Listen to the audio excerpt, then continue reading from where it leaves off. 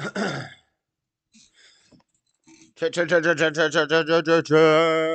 leather, red leather, red leather, red leather. Check. Red leather, red leather, red leather. Ooh, I want to clip. JLP singing from this morning. It was at the end of hour 2. I want to make a short of that. He was singing like a mug, talking about women singing. Anyway, welcome to the show. It's Monday night. What's up, YouTube? What's up, urbanites? What's up, fellow dreaded conservatives? What's up, Dean? Seasal and Bibby are both first in my book. You're both first in my book. We have equal rights here in America. First woman, first man. What does red leather mean? It's a what's the word? If you're an orator or a speaker, it's an exercise. It's a get your mouth going exercise. Red leather, red leather, red leather, red leather, red leather, red leather, red leather, red leather, red leather. It gets your mouthular working right. So if you ever have to go into like a meeting with a bull, see, how doesn't work. If your husband's ever coming home and you feel like there's going to be a serious conversation on the table, right before he walks in the door, just say, red leather, red leather, red leather. That's what that's all about. All right, guys, let's get on this show. I got to do this in 3 hours. I got 3 hours. I got a lot of stuff. It's Black History Month. Happy Black History Month. Shortest day of the year, shortest month of the year for Black History Month, but they get MLK Day and Juneteenth, which gives them a 30-day month. And once every 4 years, they get 31 days because they get a leap year. You know why Black History Month is on February? Because they got a leap year and white men can't jump. I just made that up. Copyrighted. There's a copyright with a circle. Copyright 2024. The Dreaded Conservative Show. I got to work on that joke, but I think we could do something with it. Happy Black History Month, my Degrassi's. Hola, Floor. And okay, so Black History Month. We'll do a little quick dedication to Black History Month. Texas and border crisis. I'm going to catch up on that. It's been the craziness, the Civil War stuff from like 2 weeks ago that was trending and all that stuff, but I was planning for the trip and haven't really talked about it yet, so we're going to do a timeline.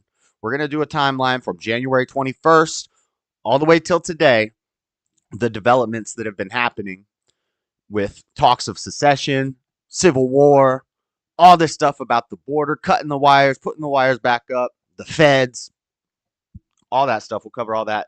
Then, in the main story, I don't know if I'm going to be able to give a lot of time to this, but it is an interesting story. I watched an interrogation of a young girl named Gypsy Rose Blanchard who killed her mother. Well, her boyfriend killed her mother, stabbed her 17 times. Anyway, I watched this interrogation of her like 2 months ago. And then I'm watching Adam Ray's Dr. Phil live show, and they have her on as a guest, and she just got released from prison like a month ago. So she's out of prison. She did 9 years for helping orchestrate the killing of her mama. But why did she do it? Munchausen syndrome, Munchausen by proxy. It's not called that anymore. That's not the proper term these days. They like to, you know how the psychology and the medical community likes to change words all the time. So I saw that documentary on Hulu like 6 years ago.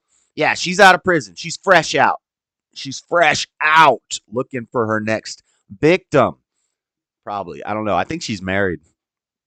Gypsy is one of the craziest things I ever heard when I was in the States. Yeah, maybe we'll give this more time in like a gaming stream or something, and we'll actually talk about this. Flora would probably, she's into serial killers and murderers and stuff. She probably might know more than I do about it. You know? They were all a bunch of, yeah, well, did you see her on Dr. Phil Live? YouTube, Adam Ray, Dr. Phil Live, Gypsy Rose Blanchard, or Gypsy Rose. It's the newest episode. It's the one that came out a couple nights ago. And I played some of it on the stream. He had her on, and she is definitely not all there. She's not all there. But allegedly, that's because of what her mama did to her. So we'll talk about that. We got memes, we got reels, we got rapid fire. We got a beheading on social media. We got the update on the fallen soldiers, the 3 fallen soldiers in Georgia, because we didn't talk about that much last week because I was in California. We got Trump news, climate mess in Cali. And then we got the argument for the resurrection of Jesus. I've given you a logic and reasoning argument for God. I've given you an emotional argument for God. I've given you a cosmological, scientific space argument for God. Today, we're going to give you the historicity, the historical evidence for not only God, but for Jesus' life and Jesus' death and Jesus' resurrection. Historicity, all that. And then we'll wrap up the philosophical arguments for God next week with my favorite. We'll bring math into it, the fine-tuning argument. And then we got math, we got science, we got logic, we got emotion, we got feelings, we got history. You can't lose. You can't lose a debate with all that ammunition. All right, let's get into this, guys. Play a sound effect. My soundboard's not up, of course. Of course. Of course. It doesn't want to work. Sometimes it doesn't want to work. You know what I got to do? Let's just Control-Alt-Delete. Task Manager. Let's task it up. It's open somewhere. It's open somewhere, and I'm opening it, and it's hiding from me. Here it is. End. I should have done this before the show, but one dang, running around. What? Running around. I was out here running around. Anywho, I think they had cess after they killed her mama. I wouldn't be surprised. Math or meth? Math. A math explanation. While I'm opening up the soundboard, you guys make sure you hit the like button. Make sure you're subscribed. Share this out to one of your closest enemies. If you like it, tell a friend. If you hate it, tell everybody. And yeah, let's get right into this. It's Black History Month. Start the show. Black History Month. Celebrate Black History Month 2024. A little quieter. Here, where's the article? Celebrate Black History Month 2024. African American artists, poets, writers, visual artists, and dancers have historically served as change agents through their crafts. Drawn from their ancestors' ancient rites of passage and the shared hopes of liberty, Black artists continue to fuse the rhythmic cadence of creative expressions with the pulsing beats of progress. Our museum celebrates Black History Month 2024 by highlighting the art of resistance, the artists who use their crafts to uplift the race, speak truth to power, and inspire a nation. Artists are the gatekeepers of truth. We are civilization's radical voice. Whether digital, literary, visual, enough of that. So there's a museum doing a thing. Okay, stop the intense music. Stop the intense music. Okay, enough of that. Enough of that bit. We got a museum. We got Black History Month 2024 celebrations in the house. We got some pictures. You know, there's some ladies. Gwendolyn Brooks. You know, the first millionaire woman in America was a black woman. You know, the first slave owner in America was a black guy. No. Historical members of the Harlem Writers Guild. Let's celebrate great men like George Washington Carver, Booker T. Washington, Larry Elder, Jesse Lee Peterson, freaking what's that? Ben Carson. Ooh, Thomas Sowell. Let's throw a little Clarence Thomas in there. Happy Black History Month, everybody. Let's see what the White House has to say about it. We have a proclamation on National Black History Month 2024 from the White House. Now, this was probably supposed to be words from Biden. Maybe he gave this speech. I don't know. I'm not going to try to read it in his voice because we'll be here all day. This National Black History Month, we celebrate the vast contributions of Black Americans to our country and recognize that Black history is American history and that Black culture, stories, and triumphs are at the core of who we are as a nation. What is Black culture? You mean African culture? Do you mean African culture? Because hip-hop, I will say, yes, that is American music. Hip-hop is American culture, American music. It's not African music. They don't got Dr. Dre and Snoop Dogg and NWA in Africa. That came from America. But I guess colors are cultures now. It's the black culture. It's the black culture, not the just the degenerate American culture, right? The black culture. And when I say that, I don't mean all blacks are degenerate. I mean there's white people who act just like that, just like the same. Anyway, what is black culture is my point. The soul of America is what makes us unique among all nations. We are the only country in the world founded on an idea. It is the idea that we are all created equal and deserve, yeah, as long as you're moral and religious, with equal dignity throughout our lives while we still grapple today with the moral stain and vestiges of slavery. I don't struggle with that. Our country's original sin, no, not really. It was not our original sin. It was been around since time immemorable in every society, in every country. Was nothing original that we did. We were the originators of ending it. Well, I think Britain actually started ending it first, England. But basically, nice white people. Nice white people were the originators. Our original, what's the opposite of a sin? A glory? What's the opposite of sin? Our original virtue is that we ended it. Dang translator. If you ever seen Peaky Blinders, you catch a glimpse of Seesaw. I've never seen it. Por no mi es el culpa, yo soy cachaules chistosa que baby. I don't know what you're saying, Seesaw. When is White History Month and Jewish History Month and Filipino History Month and Chinese History Month and Mexican History, Latin American History Month is September 15th to October 15th. Chinese and Japanese History Month, I think we have Asian Appreciation Month. Filipino, I don't know if they count as Asian. White History Month is in July. Jewish History Month. So actually, Steve, all of those do have months, except for White History Month is the only one on that list of months you just asked. All of those have months except for White History Month, officially recognized. We do celebrate White History Month in July every year because July just feels white. That's founded by JLP, the dog JLP. Um, and I think there's probably a good 500,000 people strong that recognize White History Month on in July. You know, July just feels white.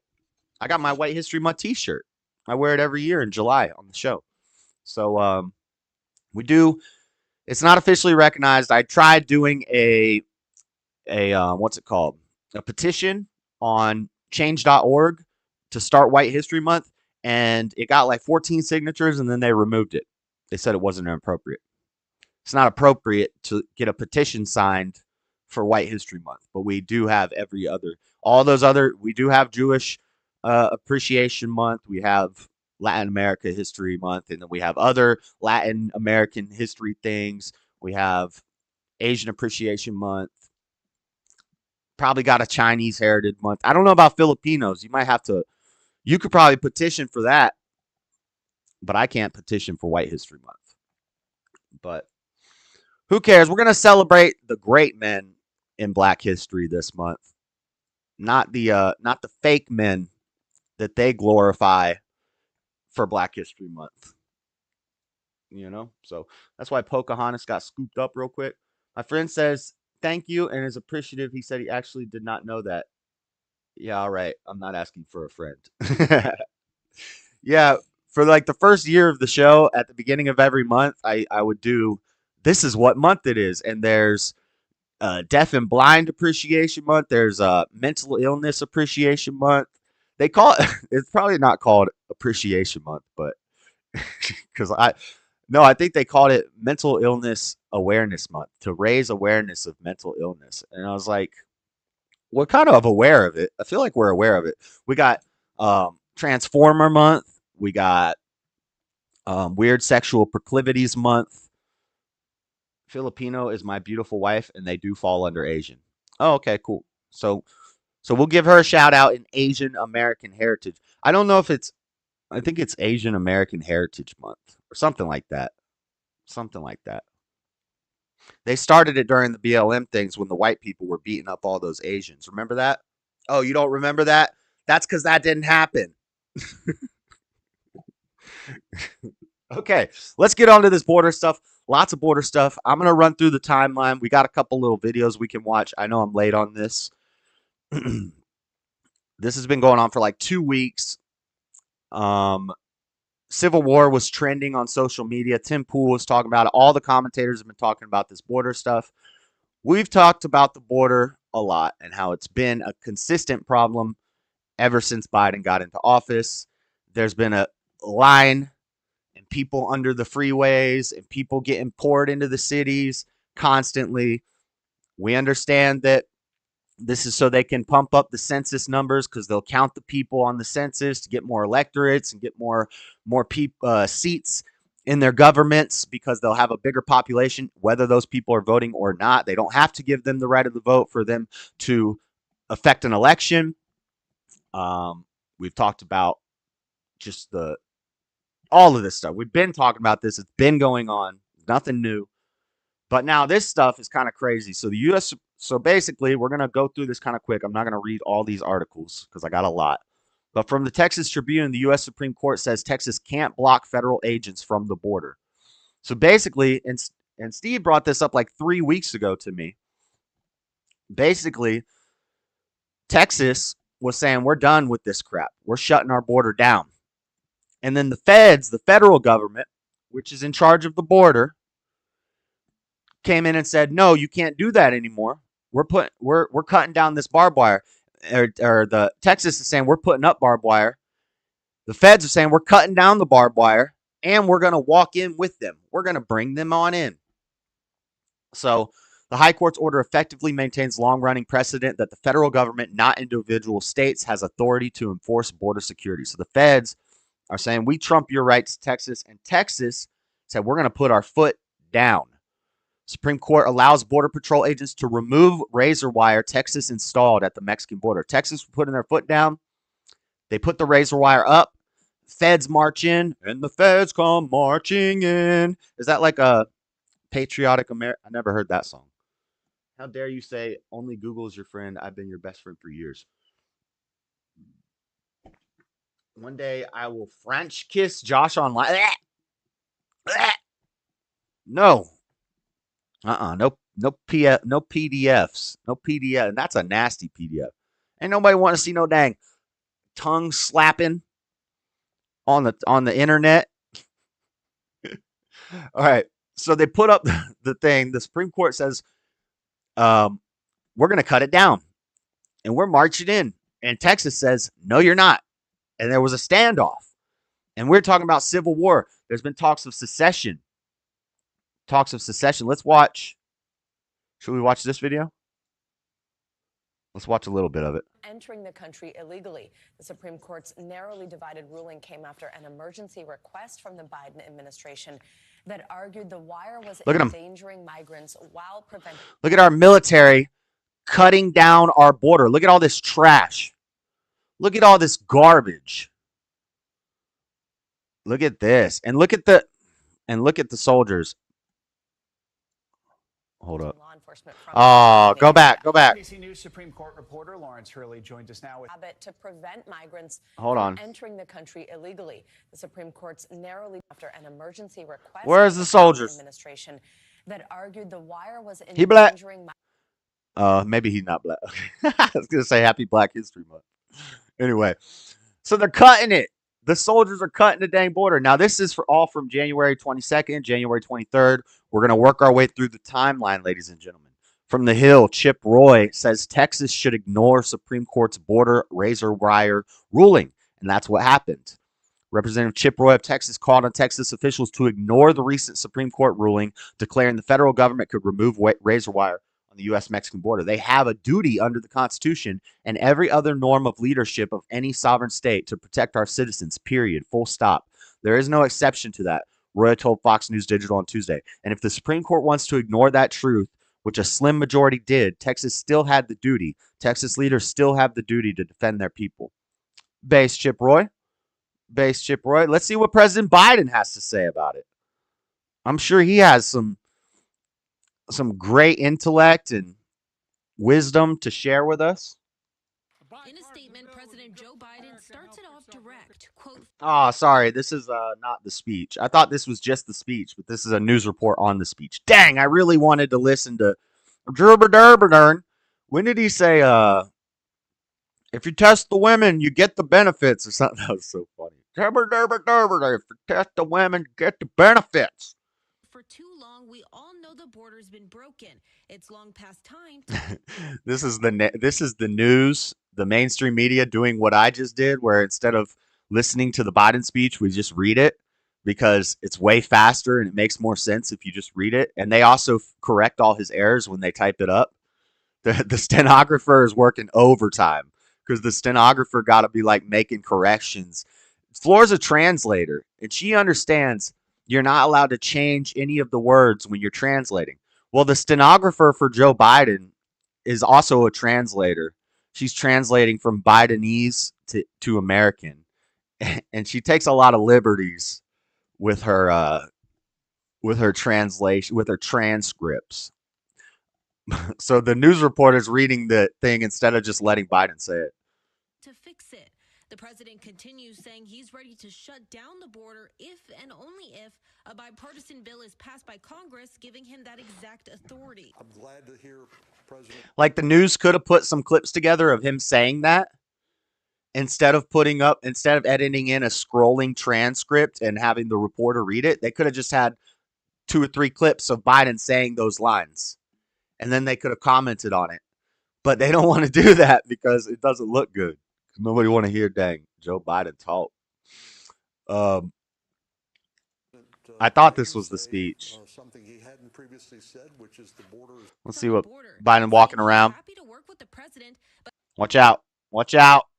Where's it going? But he's just not convinced by what he alludes to is a sudden change of heart. The president has the tools to do that now. Yo, let him speak for himself. News? What the heck?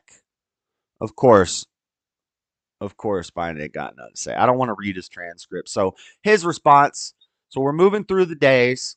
We're leading up to January 30th. Texas first assistant attorney general to testify at congressional hearing on southern border invasion. There's going to be a hearing. It's probably already happened, or might have already happened by now. When's the date of it?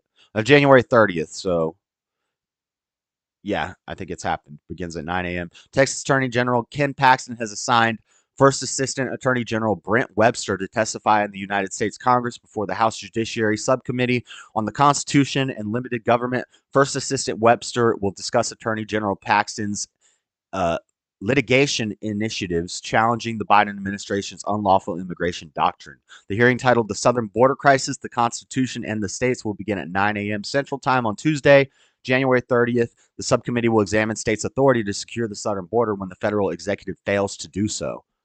Okay, so hopefully that turned out well. Let's see. January 30th as well. Texas standoff with the feds and Eagle Pass is igniting calls for secession and fears of violence. So this is why Civil War, secession was trending, and a bunch of states have already pitched in their hat and joined up with Texas's side, saying, if you secede, we got your back, Texas. We got your back. And it's a big old chunk of the country. And just saying, we got Texas, we got Florida, we got all of the farmers in middle America. We got everybody who grows your food, New York and California. We got all the munitions. I bet you guys got some too, but not like we got. Okay? Those crazy prepper people, they got boxes and boxes and boxes of food and ammunition. Those people, those are going to be on our side. Your people are going to be the vegan beach dwellers and the the rude subway stalking New Yorkers and like maybe some, I don't know, maybe some other criminal politicians. You're going to have some rich people. They probably got lasers and fortified structures, but they're not going to let you in. They're not going to let you in, normal guy in blue California or blue New York or Seattle or wherever you may be. It's a mess. So as I was saying, other states are throwing their hat, are joining the fray. We got Kristi Noem looking fine. Dang, I did not know Kristi Noem looked like that. What the heck, Kristi? That might be a gilf. Okay, I need to stop. Noem looking to bolster Texas security efforts. This is Freddie. This is the person I was saying that a lot of people were guessing that maybe she could be a potential vice president pick for Trump, because that's his style, right?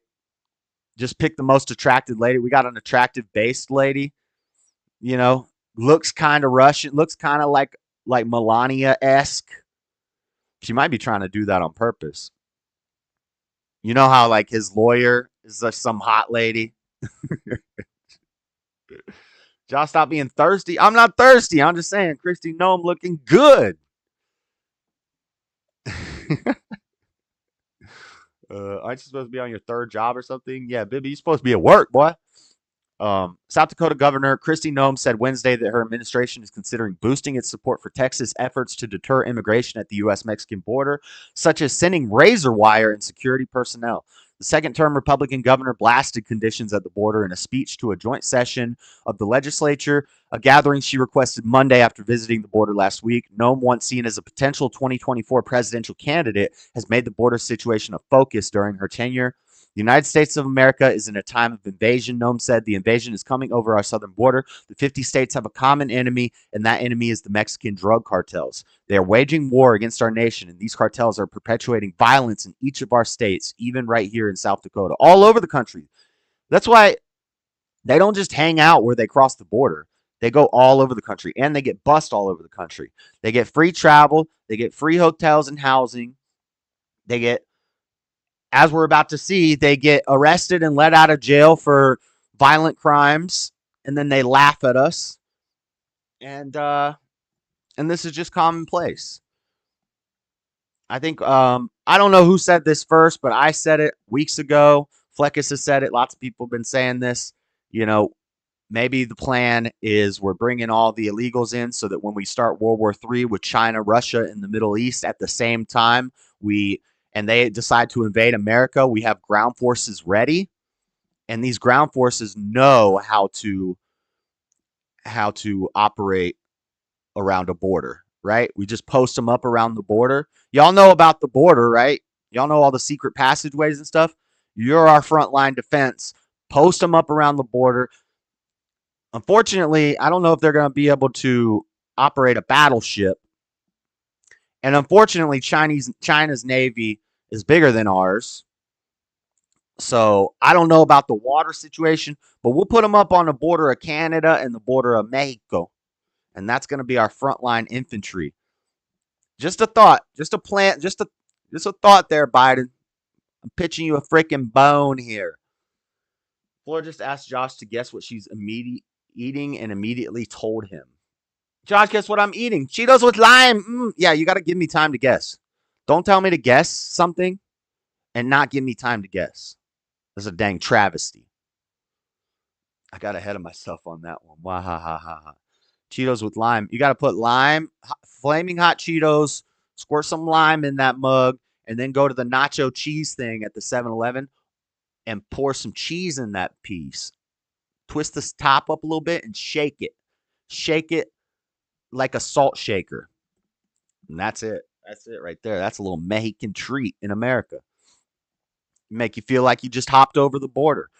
All right. So Kristi Noem's in. I think we got another little video here. Let's watch this. With Texas federal government still clashing over border issue. I don't think I care about this video too much. Texas is exploiting a loophole in the new Supreme Court ruling to keep putting up razor wire fencing at the border. So this is Business Insider. This is out of place. This was actually from January 24th, so we'll close this. But now this is now we're at present day. We'll skip this article. Let's look at this article. As I was just talking about, these guys beat these illegal immigrants in New York, I believe, beat an officer, got arrested, and then released, and we're flicking off the dang camera. Watch this from Fox. Oh, you guys haven't been able to hear any of the. You guys haven't been able to hear any of the media I've been playing, have you? I don't think I've played. I've only played like one video, so it'll be alright. You'll be alright. So maybe I should read the story first to give you some background. 4 men charged on Saturday's attack on 2 NYPD officers are believed to have fled to California on a bus, and unwitting taxpayers appear to have paid for their tickets, a law enforcement source told Fox News Digital. The city and Mayor Eric Adams have been struggling with a massive influx of illegal immigrants under President Biden. Yeah, and they're giving them hotels that they're destroying and whole city blocks. With many new arrivals making their way to blue sanctuary cities, New York in October began offering one-way plane tickets to migrants who wanted to leave. Where are you flying them? You're flying them to California, Florida, Texas, red states, middle America places. Surveillance cameras captured a group of migrants brawling with 2 police officers, kicking them in the head and wrestling on the ground in a video that shocked the city and much of the country this week. Now, what do you get for assault on a Leo? What do you get for assault on a Leo normally in America? You're going to do some time. You're going to do some time. But in New York, if you're an illegal immigrant, you can assault a law enforcement officer. You can attack him and gang up on him and beat them down. You know. Put 4 guys and just beat down these 2 officers. And you get released the next day. Let's see some of this footage. There might be an ad here. Yeah, we got an ad. All right, I'll keep reading while the ad plays. A handful of suspects in the shocking attack after being freed without bail are believed to have swapped immigration numbers with other people at their shelter and used the misappropriated identities to obtain vouchers and tickets under fake names, a law enforcement source told Fox News Digital. There's no audio in this video. So we got 2 patrol officers.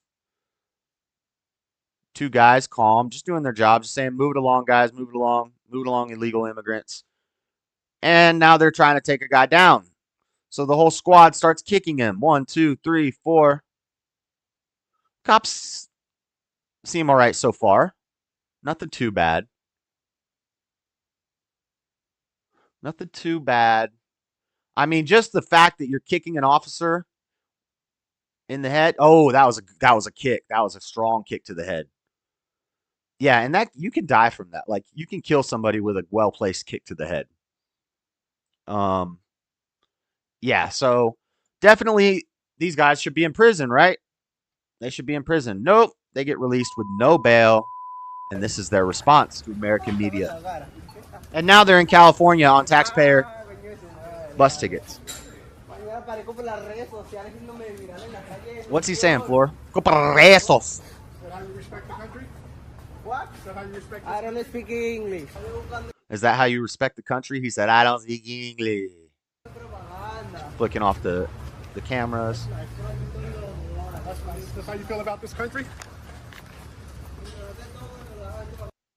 Wow. Wow. Yep. Turn them into infantry. You know?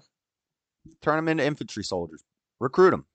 I also heard that, where would I see this? I don't know, but some guy called a military recruitment center, a Navy recruitment center in like Seattle. And he said, I just read, is it true that you guys are not requiring people to have a GED or a high school diploma to join the military anymore? And the guy's like, let me ask my supervisor. He says, yes, actually, that's true. The only requirement now is that you get at least a 50 on the ACT, which apparently is very easy to get a 50 on that test.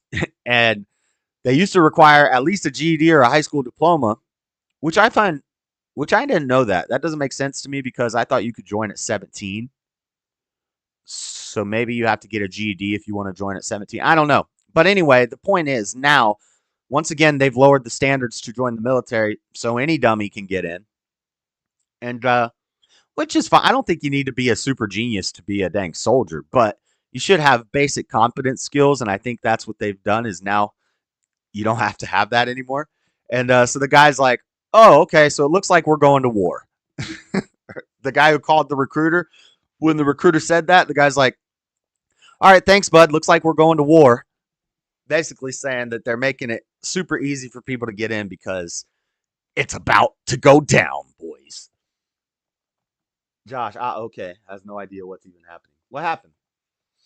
I can think of a lot of J words, but I needs to know. What's J floor? I'm being secretly waiting on my landlord to stop constructing since 5 p.m. is my J time. And he dares to keep working on his house at this time and no J for me.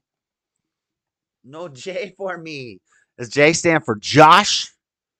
It's Josh time. You can't be working on the house during Josh time. Okay. So, yes, illegals, New York, also Denver. Denver's having a huge problem right now from CNN. They're going to give me an ad. I don't want to watch it. We'll probably just read this. Pick up. Gotta go. We're good on time. We're good on time. I'm trying to get through this first segment in an hour. We're doing good. We're doing good. Denver nears its breaking point. This is from CNN. As migrants and the cold pile in. And pot. They're all potheads. So they don't manage things well. You've just seen, ever since they legalized pot, you can just watch Colorado decline. They're making more money, but everything's going down the hole. Super blue state. Now, it's never not going to be a blue state once you legalize pot. For all you pothead advocates out there, let me tell you something. Legalize pot recreationally, and I guarantee you a state is blue within 5 years. If it's red, put it in a red state. 5 years, the state is blue. I guarantee it. Guarantee it. Take it to the bank. And then once it gets to that point, it's never recovering. Okay? Might as well succeed at that point. All right, Denver. This is what an overwhelming city can look like. A preschooler sleeping under a bridge for a month. Crowds lining up each night to get food and shelter. And the mayor calling out for help. And when that city is Denver in the winter and the overnight temperatures sink below 0 degrees Fahrenheit, the problems are life-threatening. Our city is really struggling, Mayor Mike Johnston told CNN after he visited families in a makeshift encampment, a sign of the unfolding emergency triggered by the mass arrival of people from outside the city. Why don't you say illegal immigrants, CNN? They're not mass arrival of people from outside the city. You think it's a bunch of white people moving to Denver in the winter? Come on now. We moved to Florida in the winter, bruh.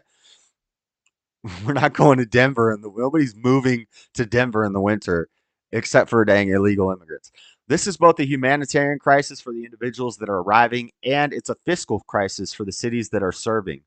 Those two crises are coming to head right now. Few, if any, of the thousands of people who have arrived in Denver planned for Colorado's capital to be their destination after months-long treks away from persecution or deprivation in search of safety and the chance of an American dream. Listen to how CNN writes this. Oh my God. And you wonder, I don't wonder. You wonder why this, look at how they write this.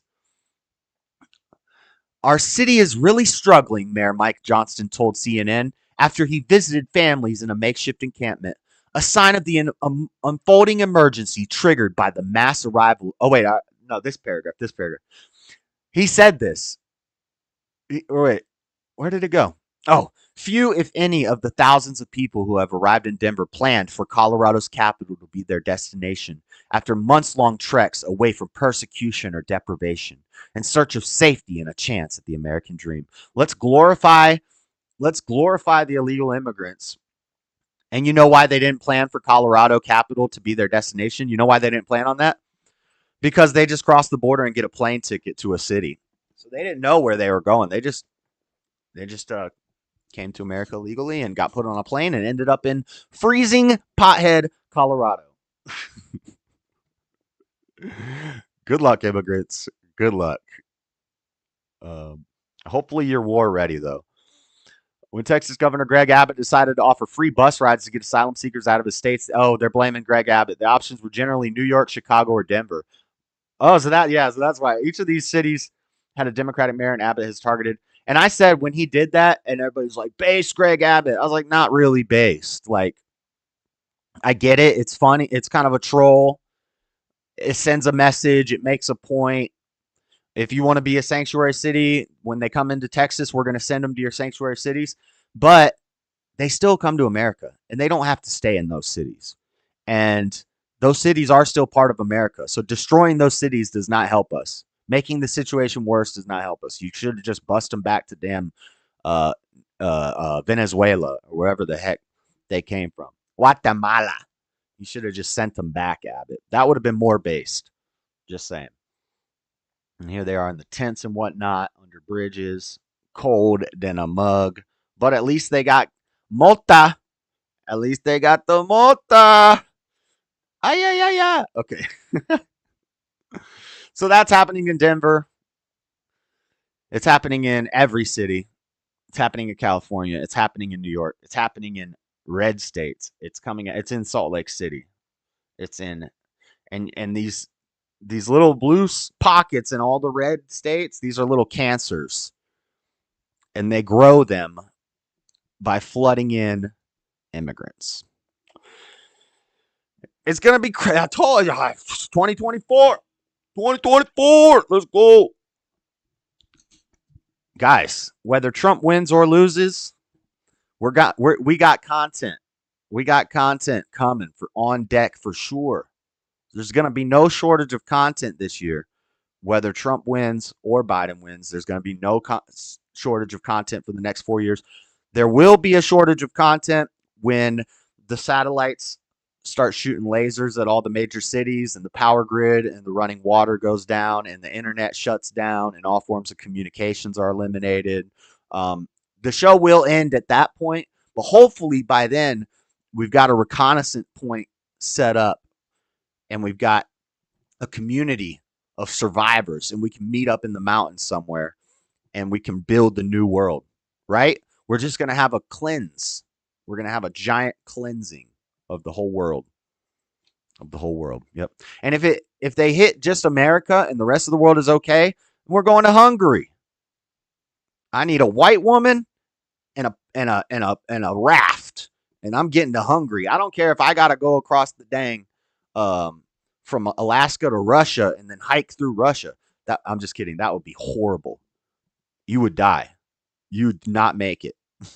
But I'm gonna find a way to get to Hungary. But I think when it happens, it's going to be global. It's not just going to be America. It's going to be global because it'll be a chain reaction. Once you shut down everything in America, the whole world's going to shut down. And so it'll be a giant cleansing. We're going to be ready. And the show will go on. There's going to be plenty of content until the system goes down. Don't be afraid of it. Be excited. It's going to be intense, like camping. And we're going to be camping too. Okay. All right. Let's move on. Just one more little main story. No French kissing. Yeah. Only American kissing in America. All right. Gypsy Rose Blanchard. Have you heard of this lady? Gypsy Rose Blanchard is this girl right here. This is her. Gypsy Rose Blanchard. This girl. Look at some pictures right here. You know, here's her when she was a little girl with her head shaved. So this girl killed her mother. Her boyfriend killed her mother, stabbed her like 17 times. And during the interrogation, they found out that the mother was most likely had at the time what they called munchausen by proxy. Munchausen by proxy is where Munchausen syndrome is where you always think you're sick or you're pretending like you're sick. You could knowingly be pretending you're sick or you could unknowingly actually think you're sick. Sometimes that will be called hypochondria. The words change. That's what we're going to be talking about for a little bit. We could dig deeper into this. This is an interesting topic that we could actually put a lot more time into. And I'm just going to try to bust it out in like 15 minutes. But CSAL knows a lot about, not CSAL, Floor knows a lot about murders and stuff. Watch the interrogation, Floor. Maybe we could, you can see the full interrogation of her on the internet. She's got a ton of followers on Twitter. She got released. Why are we talking about her? Because she got released from prison like a month ago. And I just realized it. And I knew her story beforehand. It's a popular story. It was on Netflix and all that stuff. I'll do a quick overview of the story here from Biography. The story of Gypsy Rose Blanchard and her mother.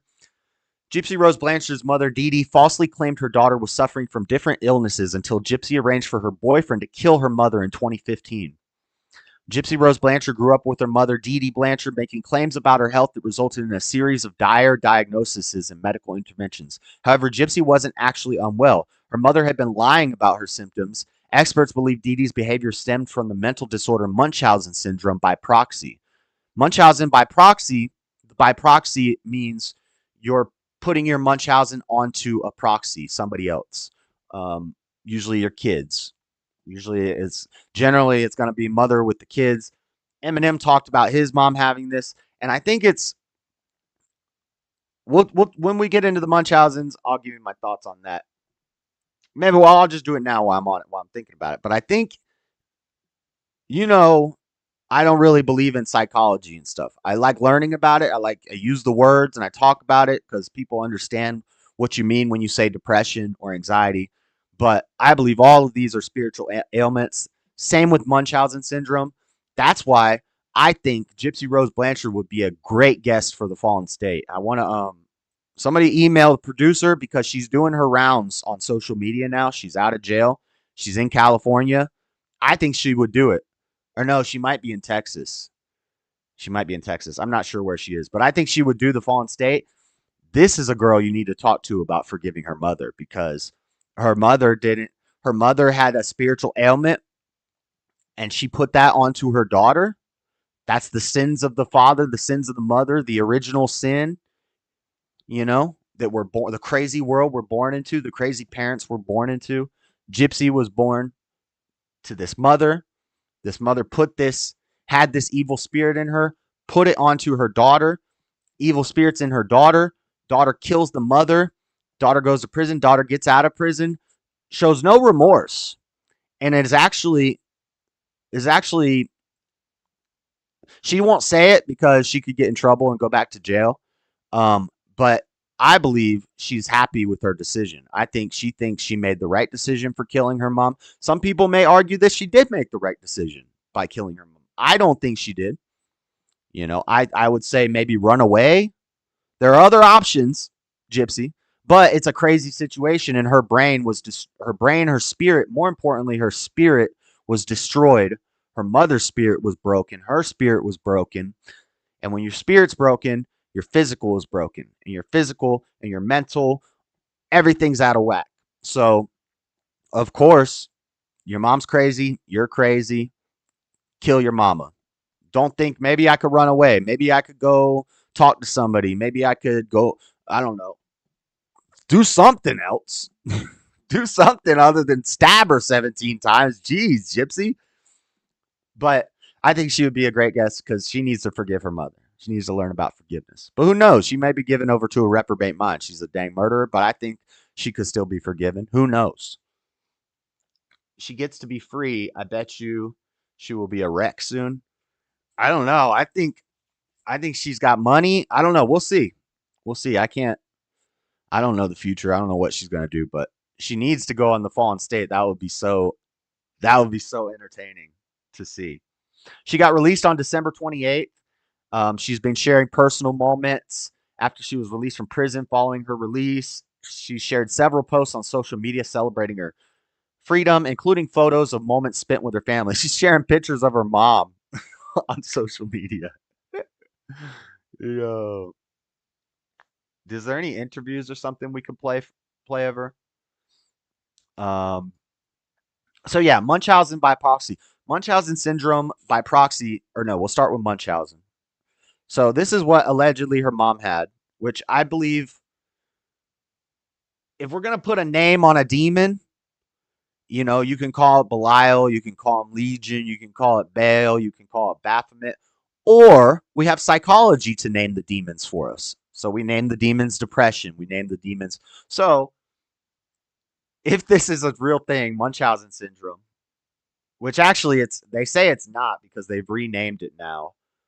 They said we couldn't actually prove that we couldn't prove whether people really believed that they were sick or whether they were just pretending to be sick for attention, for some sort of medical benefits, for an addiction to, people get addicted to weird stuff. People get addicted to going to the hospital. and seeing a doctor. Was it hypochondria mixed with lies? So they've renamed it fictitious disease, I believe. Yeah. Munchausen syndrome, also known as fictitious disorder. So fictitious means fake, right? Which is weird because it has fact in it. You would think it means real, but I think fictitious would be fake. What does factitious mean? Factitious, artificially created or developed, which is weird because it has fact in it. I would think it would be fictitious disorder, but like fictional. But anyway, factitious disorder, which basically means it's artificially created or fake. So I think they renamed it that because they couldn't say that it was a syndrome. When they looked into it, it seemed more like these people were just lying. Like these people just invented this in their head. But anyway, if we're going to name a demon, fictitious demon, Munchausen demon, this is that demon. It's a rare type of mental disorder in which a person fakes illness. The person may lie about symptoms, make themselves appear sick, or make themselves purposely unwell. So that's Munchausen.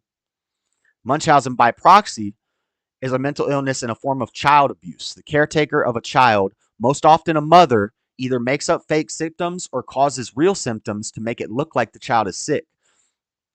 I don't think they've renamed Munchausen by proxy because Munchausen by proxy, I think they say is a real thing because it's the kid is not being fictitious. The kid actually thinks they're sick because the caretaker told them they were sick, and the caretaker is forcing this and pushing this onto them. So I think Munchausen syndrome by proxy in the psychology world is a proven thing, but Munchausen syndrome has been renamed fictitious disorder. And this is similar to hypochondria. Hypochondriac is a person who is abnormally anxious about their health. These are people who always need to go to the doctor. They always need to take a medicine. They always have a problem. They're always sick. They're always whining and complaining about it. And in reality, it's probably all mental. And this could also be something from childhood that is put on you by your mother. If your mother has even slight Munchausen by proxy, and she's telling you you're sick all the time and taking you to the doctor all the time, then when you become an adult, your spirit has been formed to that of your mother, and you believe it. It's neuroplasticity too. So when people say, well, you can do brain scans for depression, you can do brain scans for transgenders, and you can do brain scans and see these differences, so it is physical, it's not just spiritual, Josh. No, my friend, that's called neuroplasticity. If you believe something strong enough, your brain will change to reflect what you believe. If you're a man and you spend your whole life pretending to be a woman and thinking you're a woman, and then they do brain scans on you, your brain is going to look more like a woman's brain. If you think you're depressed and you walk around feeling depressed and feeling sad all the time for 20 years, and you take medicines for your depression and blah, blah, blah, and then they brain scan you, your brain is going to look like that of a depressed person because your brain changes based on how you think and how you believe. How you think and how you believe is based off your spirit. Therefore, the physical is a reflection of the spiritual. Got him. Oh, yeah, Butt Monster. Where's Butt Monster? What's up, Jeff Hewitt? What's up, Fred? Buff is watching you do your research live. I already done the research. I'm just showing you the research. So, hypochondriac, Munchausen syndrome, Munchausen by proxy, Gypsy Rose. What is this all to say? It's all to say you got to forgive your mother. That's really because I watched the thing with Adam Ray and I played it on the stream. Let's see if I can find it real quick and just play it. Because he talks about her mother. He asks her about her mother. And she says, yeah, she was an evil bee. She was evil. Basically saying it's good that she's dead. I'm glad I killed her. Dr. Phil. We got 5 minutes. Let's see if I can get this clip in, and then we'll move on. Dr. Phil, Gypsy Rose. We're just gonna play it. Oh, it looks like the real Dr. Phil actually talked about Gypsy Rose. He might have had her on her show, but this is the fake Dr. Phil. Okay, we're gonna watch the fake Dr. Phil. Let me find it. We'll watch a little bit of this interview. But she needed to forgive her mama.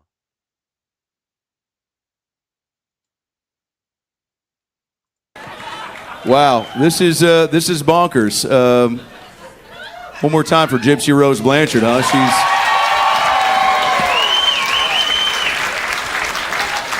How are you?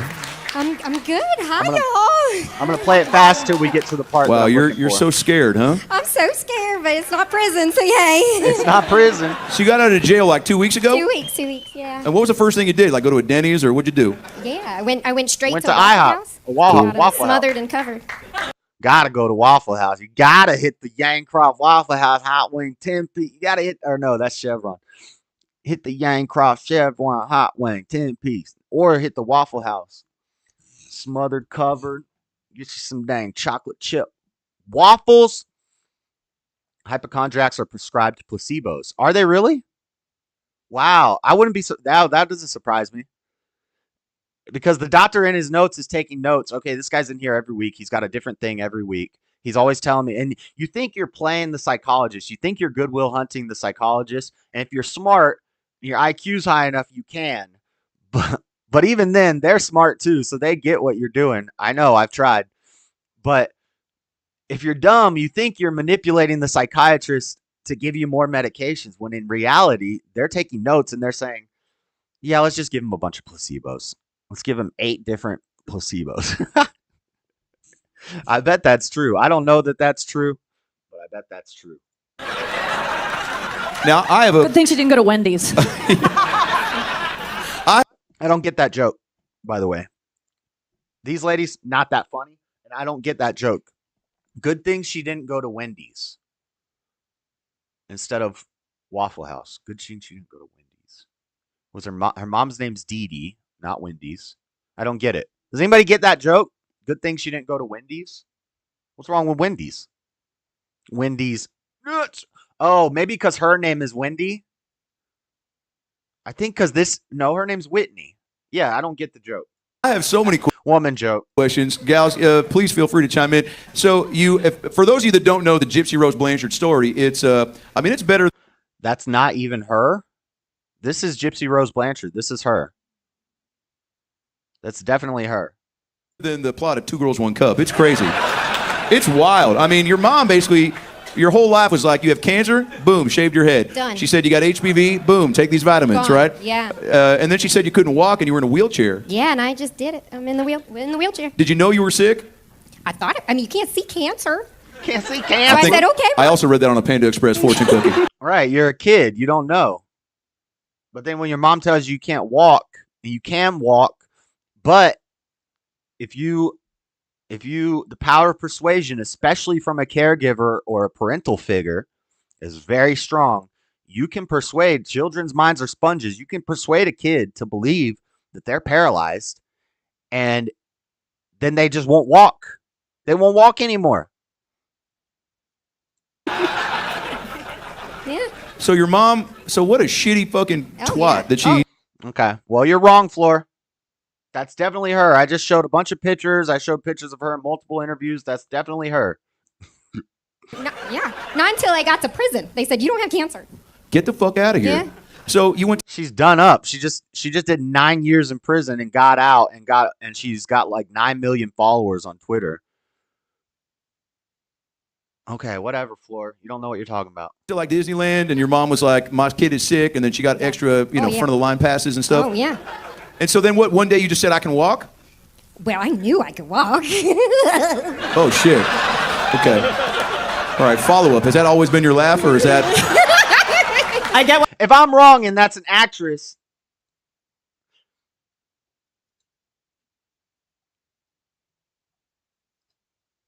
No, that's definitely her.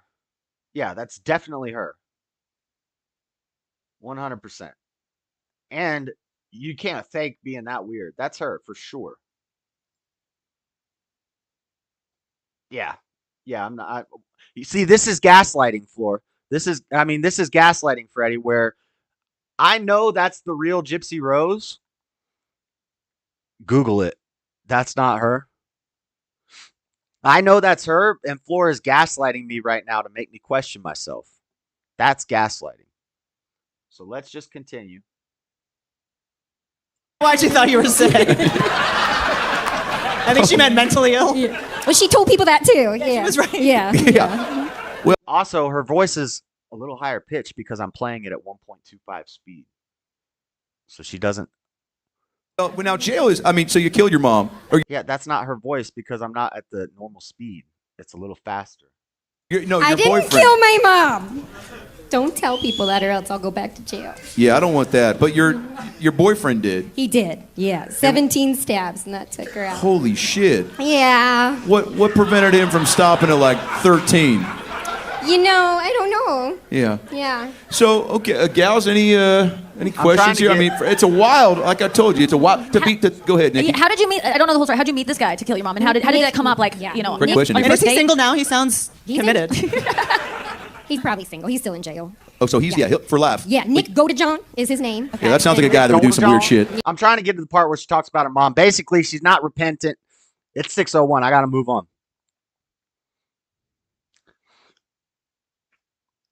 If she knew she was right and wanted to disagree, it would be gaslighting.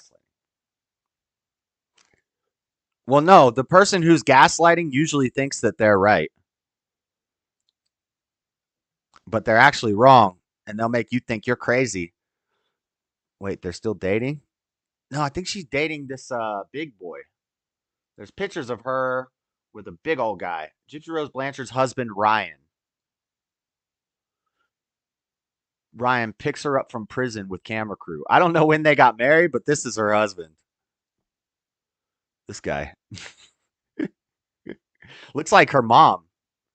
He does kind of look like her mom. Look, this is her mom. Right here. She did. And this is her husband.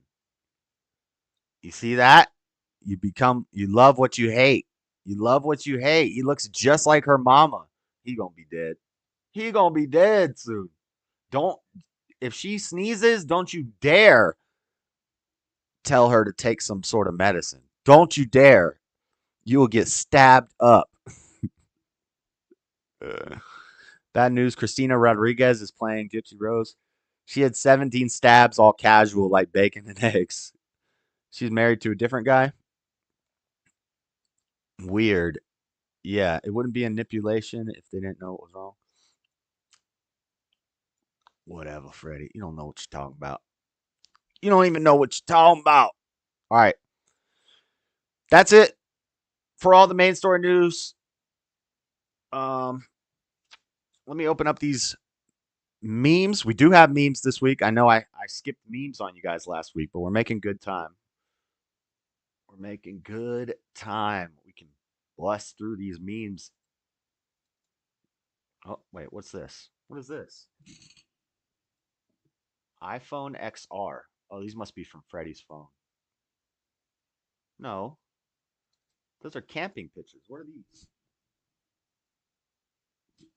I don't know. I have a weird folder on my desktop that I never made. Anyway. All right. I don't know why I put this meme in here. Don't ask me. It's time for the memes. No, wrong sound effect. The memes. The nukes are coming. Seventh annual Fannual finger blasting competition, women's division. Look, there's one guy here. I just noticed there's one random guy here. I don't know what this is. I just thought it was funny looking. Finger blast. God, there's one guy there. He looks like John Goodman would look like if he was what am I looking up for? What am I looking up for? Was the real I have a keyboard. I have multiple keyboards.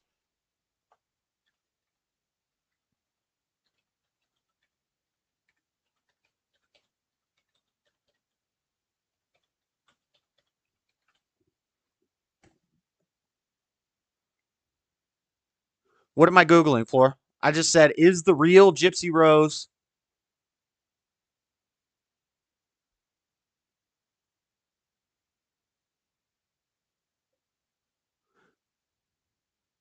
I said, was the real Gypsy Rose on Dr. Phil Live? The only thing I see is a Reddit Kill Tony post that says, did you guys see Gypsy Rose Blanchard on Dr. Phil Live? It was hilarious. Some people on Reddit are saying, oh, you probably think it's the real Dr. Phil too, don't you? Okay, so there's some Reddits. There are some Reddit people saying it.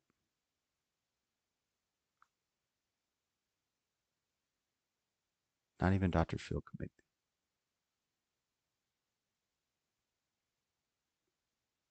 it. Okay, so if we're believing Redditors,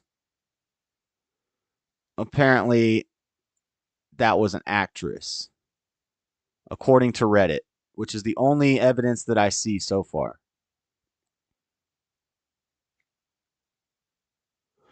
Gypsy Rose Blanchard appeared on Dr. Phil. Gypsy Rose Blanchard claims her mother switched doctors. This is the other Dr. Phil. Anyway, the only evidence I see supporting Floor's theories is Reddit. And I don't believe Reddit. Reddit is a mess. Don't get your news from Reddit. You didn't tell me. You told. I found it on Reddit and nowhere else. I found some people on Reddit saying it. And you probably got it from people just like that who were saying it on Reddit.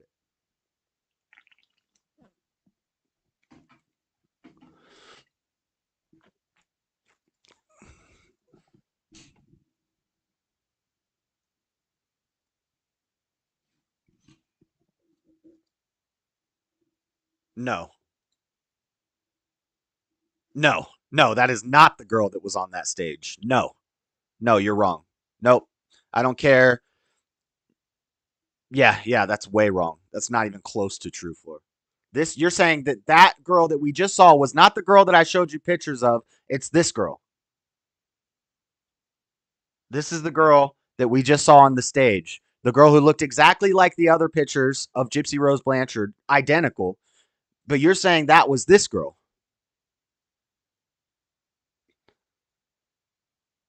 That's the one who played it? No, that's the one who's gonna play Gypsy Rose Blanchard in something. Whatever, Floor. Anyway, this is not that lady.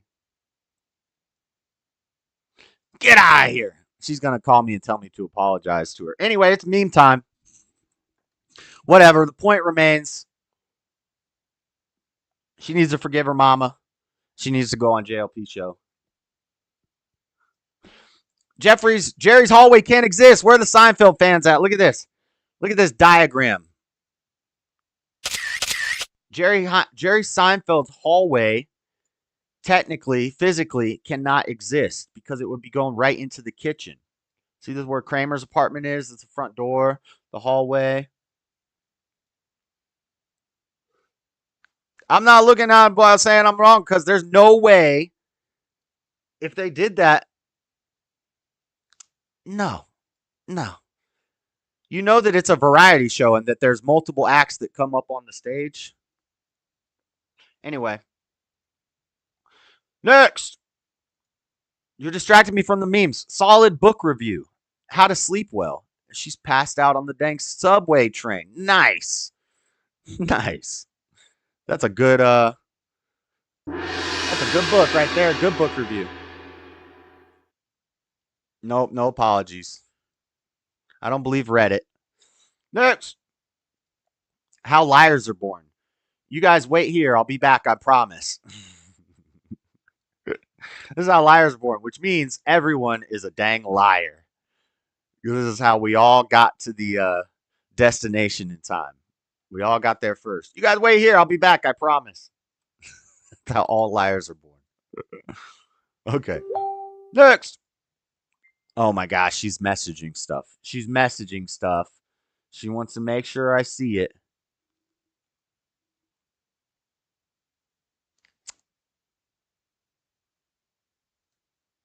Hold on, I put Christina.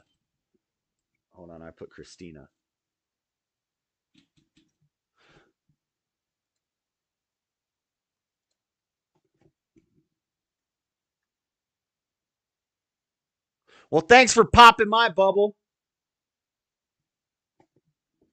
Okay, that could be her. Yeah, that could be her. Okay, that could be her.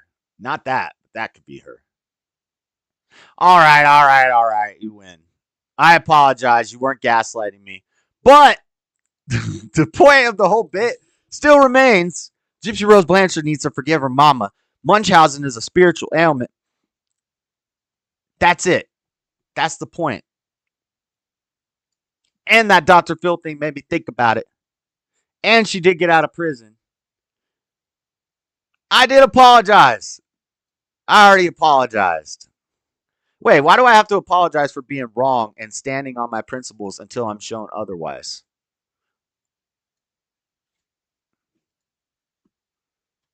Why do I have to apologize for that?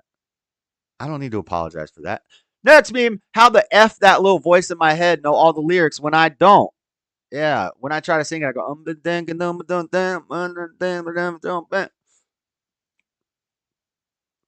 this is why you guys get scammed so easily. I've never been scammed. I think you just scammed me out of my happy little existence that I was living in, thinking that Gypsy Rose Blanchard was on a show that I like, and you just scammed me out of my joy, you know? Next. My son was having nightmares after watching The Lion King, so I painted him a portrait of me absolutely starching the evil lion. And this ties back to a conversation we had in one of the Discord chats like a year ago about starching. I had never heard the expression starching before. I think it was Mr. Mad saying starching, or Daddy Jub said starching is knocking somebody out. You starch in the line. I never heard this expression before. I'm new to this. Yeah, I know that's not the real Dr. Phil. That's Adam Ray. I know that, Floor. I said that. It's Dr. Phil live. I watch it every week. I know it's not Dr. Phil. It's obvious he has a wig on. But I don't even know. Actually, you know what? I'm going to say maybe it was the real Gypsy Rose, but to protect her, because maybe she said some things she shouldn't have said on the interview, they said it was done by an actor. Ooh, how about that? Conspiracy theory. Next. Life. Hard decisions lead to an easy life. Easy decisions lead to a pit and then a hard life. Oh, we have a deep meme, not a funny meme. Hard decisions. Climbing the hard decisions. Easy life. It's a man, baby. Easy decisions lead to a hard life. Beta. Yep. Sounds about right. Next. I like this meme because it made me think of ramen noodles. Justin Timberlake. It's tearing up my heart when I'm with you. And the last picture, he's slurping his ramen noodle hair. Justin Timberlake got ramen noodle hair. Beta. Next. There are 76 genders. Best I can do is 2. Got him. Best I can do is 2. Next. Look at Greta eating dang Schwab's baked crickets. Schwab's baked crickets. Thanks, Greta. Hey. And I bet you it comes in nice styrofoam packaging and, you know. Nice. Baked crickets from Schwab. Next. Unvaxxed Caucasian male pilot with 20 years of experience. Nope. DEI hire who got jabbed for a donut. That's who gets hired. We got you. Yeah. Beta. Next. Beta airplanes. Razor wire in Texas now identifies as a harmless slinky. Slinky. It's just a slinky, guys. It's just a slinky. It changed its identity. Next. Who had Ben Shapiro having #1 rap song for February? Yes. Ben Shapiro and Tom McDonald. Tom McDonald, I liked him for like the first year that I was listening to him. And then all his songs end up sounding the same. It's all the same message. It's all the same cadence. It's all, unless he does like a rock song. It's like, ah, da, da. But usually the rap songs, it's all the same. And no different with this Ben Shapiro song. Kind of funny. I listened to it. It is kind of funny when he says, "This is a yarmulke. It ain't no cap." Or "This is a yarmulke. No cap." Or something like that. That was funny. It is pretty funny. But yeah, I'm not gonna do a. I should have done a reaction to that song and made a video of it. This is what you need to do. You need to make little 10-minute videos reacting to popular stuff. You know, I should have made a reaction to this song. But anyway, next, we know Jesus wasn't a socialist because he actually fed people. It's a man, baby. Yep. Next. Oh, here's that Kelsey guy. Kneeling. Rocking the Bud Light chain. Getting his Vaseline. Yep. Beta. That's is that what's her name's boyfriend? He's gonna be a Democrat Party shill. I heard Steve and other people have been talking about Shane Gillis taking his Bud Light deal. Yo, get the bag. Secure the bag, bro. Secure the bag. How much you think they paid him? They paid him a lot. And yes, Steve, you touched on some important things. Anheuser-Busch has always been an American company. They give tons of money to veterans. That Bud Light situation, they sent 2,500 personalized Bud Light cans out to different social media creators. And they said, make a TikTok with your can. Dylan Mulvaney made one. A bunch of other people made one. None of them ever popped off. They didn't do anything with them. The Dylan Mulvaney one caused outrage. That person who was in charge with that advertising campaign got fired. And they're course correcting now. So, you know, what more can you ask for a company to course correct? They got the UFC now, Dana White, but I heard Dana White might be leaving the UFC. Disney might be taking over, which could explain why UFC is. And then Shane's might be trying to get a job with Disney. I don't know. Bunch of big conglomerates involved here. But secure the bag, Shane. Secure the bag, Shane. Secure the bag, Dana. You know, who cares what the boycott thing? I'm still pretty firm in my stance that boycotts don't work, and that if you're gonna boycott one thing, you need to be consistent and you need to just go live in the woods, because every single product you've ever used has done some sort of rainbow support or supported the Vaseline or is getting paid by Pfizer. Or every company, all the companies. I did a Facebook post where I said, if you're going to boycott Bud Light, here's everything else you're going to need to boycott for the same exact reason. And it was like a 3-page, you had to scroll and scroll and scroll. Every shoe company, every clothing company, every beer company. A lot of the beers that people substituted their Bud Light for were Anheuser-Busch InBev beers. So you're still giving the same company money. People were mad that the UFC went to Bud Light. UFC's been sponsored by Modelo for years. Modelo is owned by Anheuser-Busch InBev. So the same company is still supporting it. They just changed the decal. It's like, I don't know. I don't drink Bud Light. I drink Natty Light, which is made by Anheuser-Busch. It's like a cheaper version of Bud Light. And I tried doing the not buying Natty and buying Keystones, but whatever, man. If all they got's Natties, 25 ounces, I'm gonna buy a Natty. You know, be better if we all just quit drinking, but that's not gonna happen. So your Jack Daniels, your Coors, your Nike, your every TV, every media you watch, every piece of electronics you own, you got to boycott all of it. Anyway, next. We got Trump now. 2016, this is Freddie. 2016, we got Trump now. 2026, we got Trump now. 2036, we got Trump now. 2046, we got Trump now. 2056, we got Trump now. 2066, we got Trump now. Looking like a demon. That looks like Elizabeth Warren. Is that Elizabeth Warren as a little girl and as she grew up?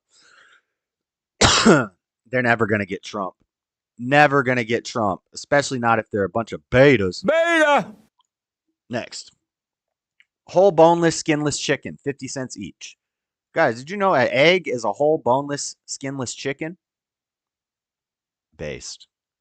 People eat eggs, and they say that that's vegan. I don't understand how an egg is not meat. It's all the meat. It's the whole chicken before it. Yeah, I don't get that. Anyway, next. The oldest flute found is 60,000 years old, while the earliest evidence of humans wearing pants goes back 20,000 years ago. That means there was 40,000 year period where people played the flute with no pants. What the? Beta! What the? Next. Oh, the bullshit you'll hear when elections draw near. A Guide to Gobbledygook by Dr. Seuss. Yep, sounds about right. February 14th, Valentine's Day. February 15th. Getting blown out. Orange? Orange, you getting blown out. What the? Dang. Okay. Happy Valentine's Day, ladies. Next. Life hack. Add Satan horns to a founding father statue to keep the left from tearing it down. Based. Next. Drop the weapon. Gender police, pronoun list, gender police, rainbow flag, middle school biology. Drop the weapon. Next. Florida woman claims wind blew cocaine into her purse. Dang, poor Florida woman. She blames high winds for drug possession. I can't read. Blames high wind for drug possession. Valiant Thor, February 15th, looks like TD Jakes. Am I going to post it multiple times until Josh reads it? I'm making myself some coffee with some sweetbread to dip it in the coffee and gladly smiling that I was correct. Oh my gosh. Dean's talking about some mussels. Eggs and milk is lacto-ovo vegetarian. I have no idea what that means. Dang, Floor, let my boy get the dub. I know. I still don't even trust her because I think they might have changed the names in the credits just to cover. Pastor Jake's got his, what the, look like the Grand Canyon. Okay. Well, cool story. I don't think anybody's a TD Jakes fan around here, so you're probably correct. Next. Oh, look at Trump with the baseball bat. Hold on. This guy right here flipping off the camera. He is Beta! And then Trump sneaks up behind him with the baseball bat.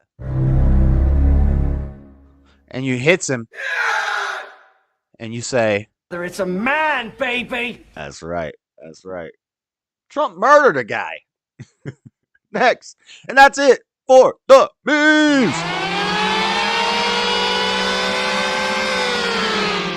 That's all the memes. All right, guys. Reels in rapid fire. Let's make it quick. I got 40 minutes. We're good on time. We are good on time. This is going swimmingly. All right, let me open this folder. See what chat's saying. Bookmarks. We got some funny reels. Not a lot of rapid fire news. We've got updates on the Islamic attack that killed the troops in Jordan that happened last week. We didn't talk about it much last week because I was in Cali. We've got a Trump update. We've got some climate stuff. I need to switch those two articles around. And then we've got this Pennsylvania kid who cut his dad's head off and put it on social media. A lot of fun stories in rapid fire. Let's get to it. First though, we got this large Latino boy running an obstacle course. You can't go wrong with that. Oh my gosh. I don't want pictures of Floor sending me corrections. Okay. Gotta love this. Go! Get it, boy! Let's go! Oh, he's climbing. He's on the table. Nice jump. All right. Move the tires. Oh, let's go. Get it, boy.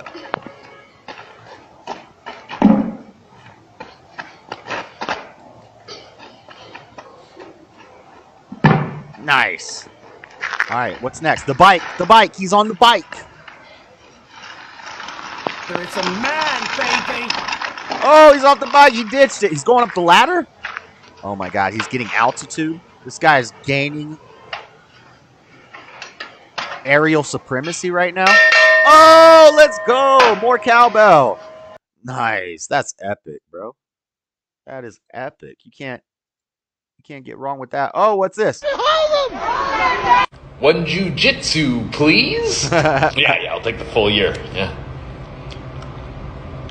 A lot of guys here. A lot of dudes. Hold him, baby! Hold him! One jujitsu, please. Yeah, I'll take the full year. Yeah. A lot of dudes. A lot of dudes. Yeah. It's not going to be like that, buddy. Maybe sometime. Oh, this is so funny. Oh my God! Happy Black History Month, guys. This week for Black people are hilarious and entertaining. Let's watch this person spill drinks all over their friend. Hey! Chicago! Stop! What the fuck? Oh my mama, you ain't shit! Mama! You fucking stupid ass! Oh! I swear to God, are you happy? You spent Chicago! Bro! Look at this, bro! Stop the car! Bro! Black people are entertaining. All right. We got two more videos. Oh, this one's funny. We'll watch this a couple times.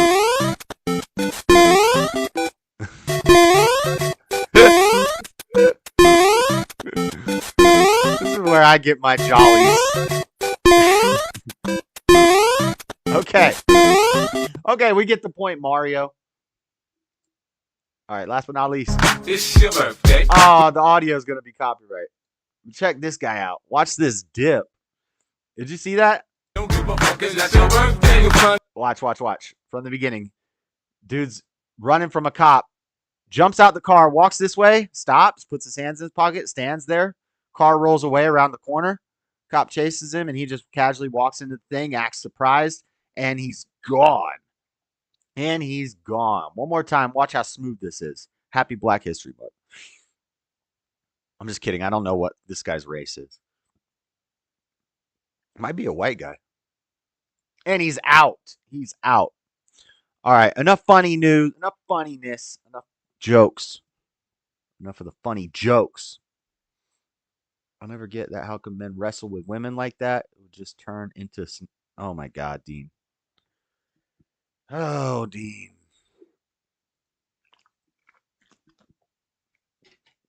I didn't know LSP was Fat Bibby. Weight Docs. What's up, Spike? Oh, wait. Spike's not in here. That's Bibby. Hello. It's too expensive to not eat meat during the pandemic. My brother sent this video to me. He is practicing to jump the border in the future. Dean is wild. Dude, that's a boss right there. Yeah, that's a fucking boss. I wasn't a severe enough cringe. They'd have cuffed him in the back. Okay. Let's get to rapid fire news. Let's go through these headlines kind of quick. From AP. U.S. blames group of Iran-backed militia for deadly drone attack in Jordan as it weighs reprisals. So this is the big story from last week. 3 soldiers, all African-American, all from Georgia.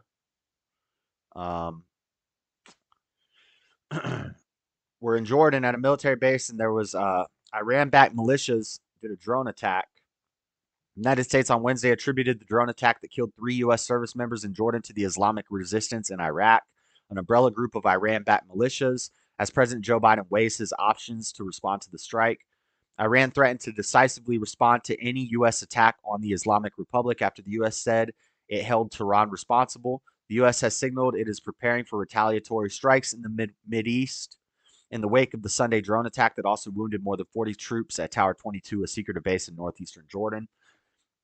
And here's more from AP, another article. So Iran is responsible. We've talked about how we're going to war with all of the Middle East soon.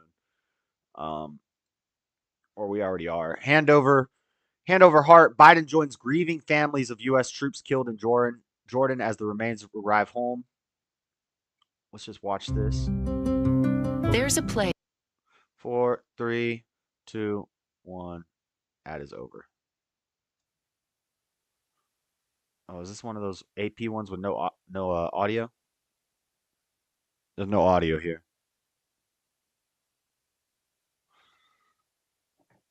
Biden can barely keep his eyes open, of course. He's about to fall over while he's walking. Look at his face. Look how... Why do you... They said, Joe, make sure you do your sad face this time. Don't do your sleepy face. Make sure you do your sad face. So just like...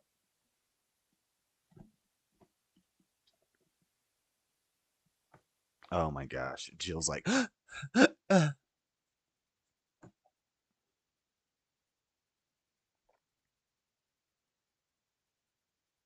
Anyway. Yeah, so they brought him home. Biden's falling asleep while he's standing up. Typical. But they made sure not to have any staircases around. There's a ramp. You know, they're not going to let him be near any stairs at a thing like this. Why is he holding? Did he just poop himself again? Look at Biden concentrating on breathing. Okay, so they're back home. Again, we're going to be at war with the Middle East, China, and Russia at the same time. Standing solemnly at Dover Air Force Base, where my uncle was stationed. Standing solemnly under gray skies, President Joe Biden and First Lady Jill Biden joined grieving families at Dover Air Force Base on Friday to witness the return of 3 American service members killed in last weekend's drone attack in Jordan. It's a ritual honoring fallen troops that is one of Commander-in-Chief's most somber duties. So that happened. Defense Secretary Lloyd Austin, who walked with the assistance of McCain and General Brown, Chairman of Joint Chiefs of Staff, were among the Defense Department and administration officials who joined Biden for the dignified transfer. But yeah, so he's weighing his options on a response. The names of the soldiers, Moffitt, Rivers, Sanders, and Moffitt, hailed from different corners of Georgia, but were brought together in the same company of Army engineers. Sanders and Moffitt, in particular, were close friends who regularly popped in on each other's phone calls with their families back home. Moffitt had turned 23 years old just 9 days before she was killed. She had joined the Army Reserves in 2019, worked as a home care provider to clean and run errands for people with disabilities. Sanders was 24, worked at a pharmacy while studying to become an X-ray technician, coached children's soccer and basketball, volunteered for deployment because she wanted to see different parts of the world. Are these all women? It's just crazy that, you know, I don't care about their race. It's just crazy the coincidence that it's 2 black women. And then Rivers, who was 46 years old and went by Jerome, joined the Army Reserve in New Jersey in 2011 and served a 9-month tour. So two black women, 23, 24, black guy, 46, all 3 from Georgia. Just it's just interesting coincidences. According to the Defense Department, no other service member has been killed during a result of hostile action since 2021. 13 service members were killed during the fall of Kabul in Afghanistan when a suicide bomber at the airport's Abbey Gate killed 11 Marines, 1 sailor, and 1 soldier. So, yeah, we're already at war with the Middle East, China, Russia, all that. As this develops, we'll eventually do a feature show on what's going on with Iraq and Iran and all that. Well, we've kind of talked about it before, so, and I'm not the best with geopolitics. A federal judge officially. Trump updates. Let's watch a quick Trump update real quick on one of Trump's case. Postpone former President Trump's March trial date in Washington, D.C. That trial involves charges of plotting to overturn the 2020 election. This comes as a legal appeal from the former president continues to work its way through the courts. That appeal from... So basically, Trump has successfully delayed the hearing about his January 6th involvement. If they can delay it long enough till after the election and he gets elected, he could just pardon himself, which would be legendary. Mr. Trump's legal team argues the former president is immune from prosecution. But this is good news. It's been pushed back. They're trying to have all the trials and all the court stuff happen before the election and even though they know none of these cases are going to go through, they just want to tie up his time so he can't campaign as much, he can't interview as much, he can't rally as much, and just to hurt his campaign, throw some injunctions in the way. But he is successfully navigating all that like a boss. For actions he took during his presidency. A U.S. district judge postponed the March 4th trial, but did not immediately set a new date. Cobb County police say they're Okay. So there's a little Trump update for you. Now we got some climate propaganda for you. According to Axios, New York City is the first to designate social media as an environmental toxin. Social media is an environmental toxin. What does this have to do with climate? Well, it doesn't, but it is DEI. It's all that stuff. New York City declared Wednesday that it's the first city to issue, and they could be right about this. Social media, I think it is some sort of toxin, but they say it's an environmental toxin. This way they can do environment taxes and environmentalist stuff to tax it more, charge you more for it. Driving in the news in response to the danger social media poses to the mental health of young people, the city's Department of Health and Mental Hygiene issued an advisory identifying unrestricted access to and use of social media as a public health hazard. So this could be kind of based. It's just the wording that they use, the environmental danger. This is how they make, basically, if you want access to social media, you're going to have to pay for it. There's going to be a tax on it, just like there's a carbon tax, a life tax, diversity, equity, and inclusion, the environmental, the ESG stuff, the environmental, social governance, all that stuff.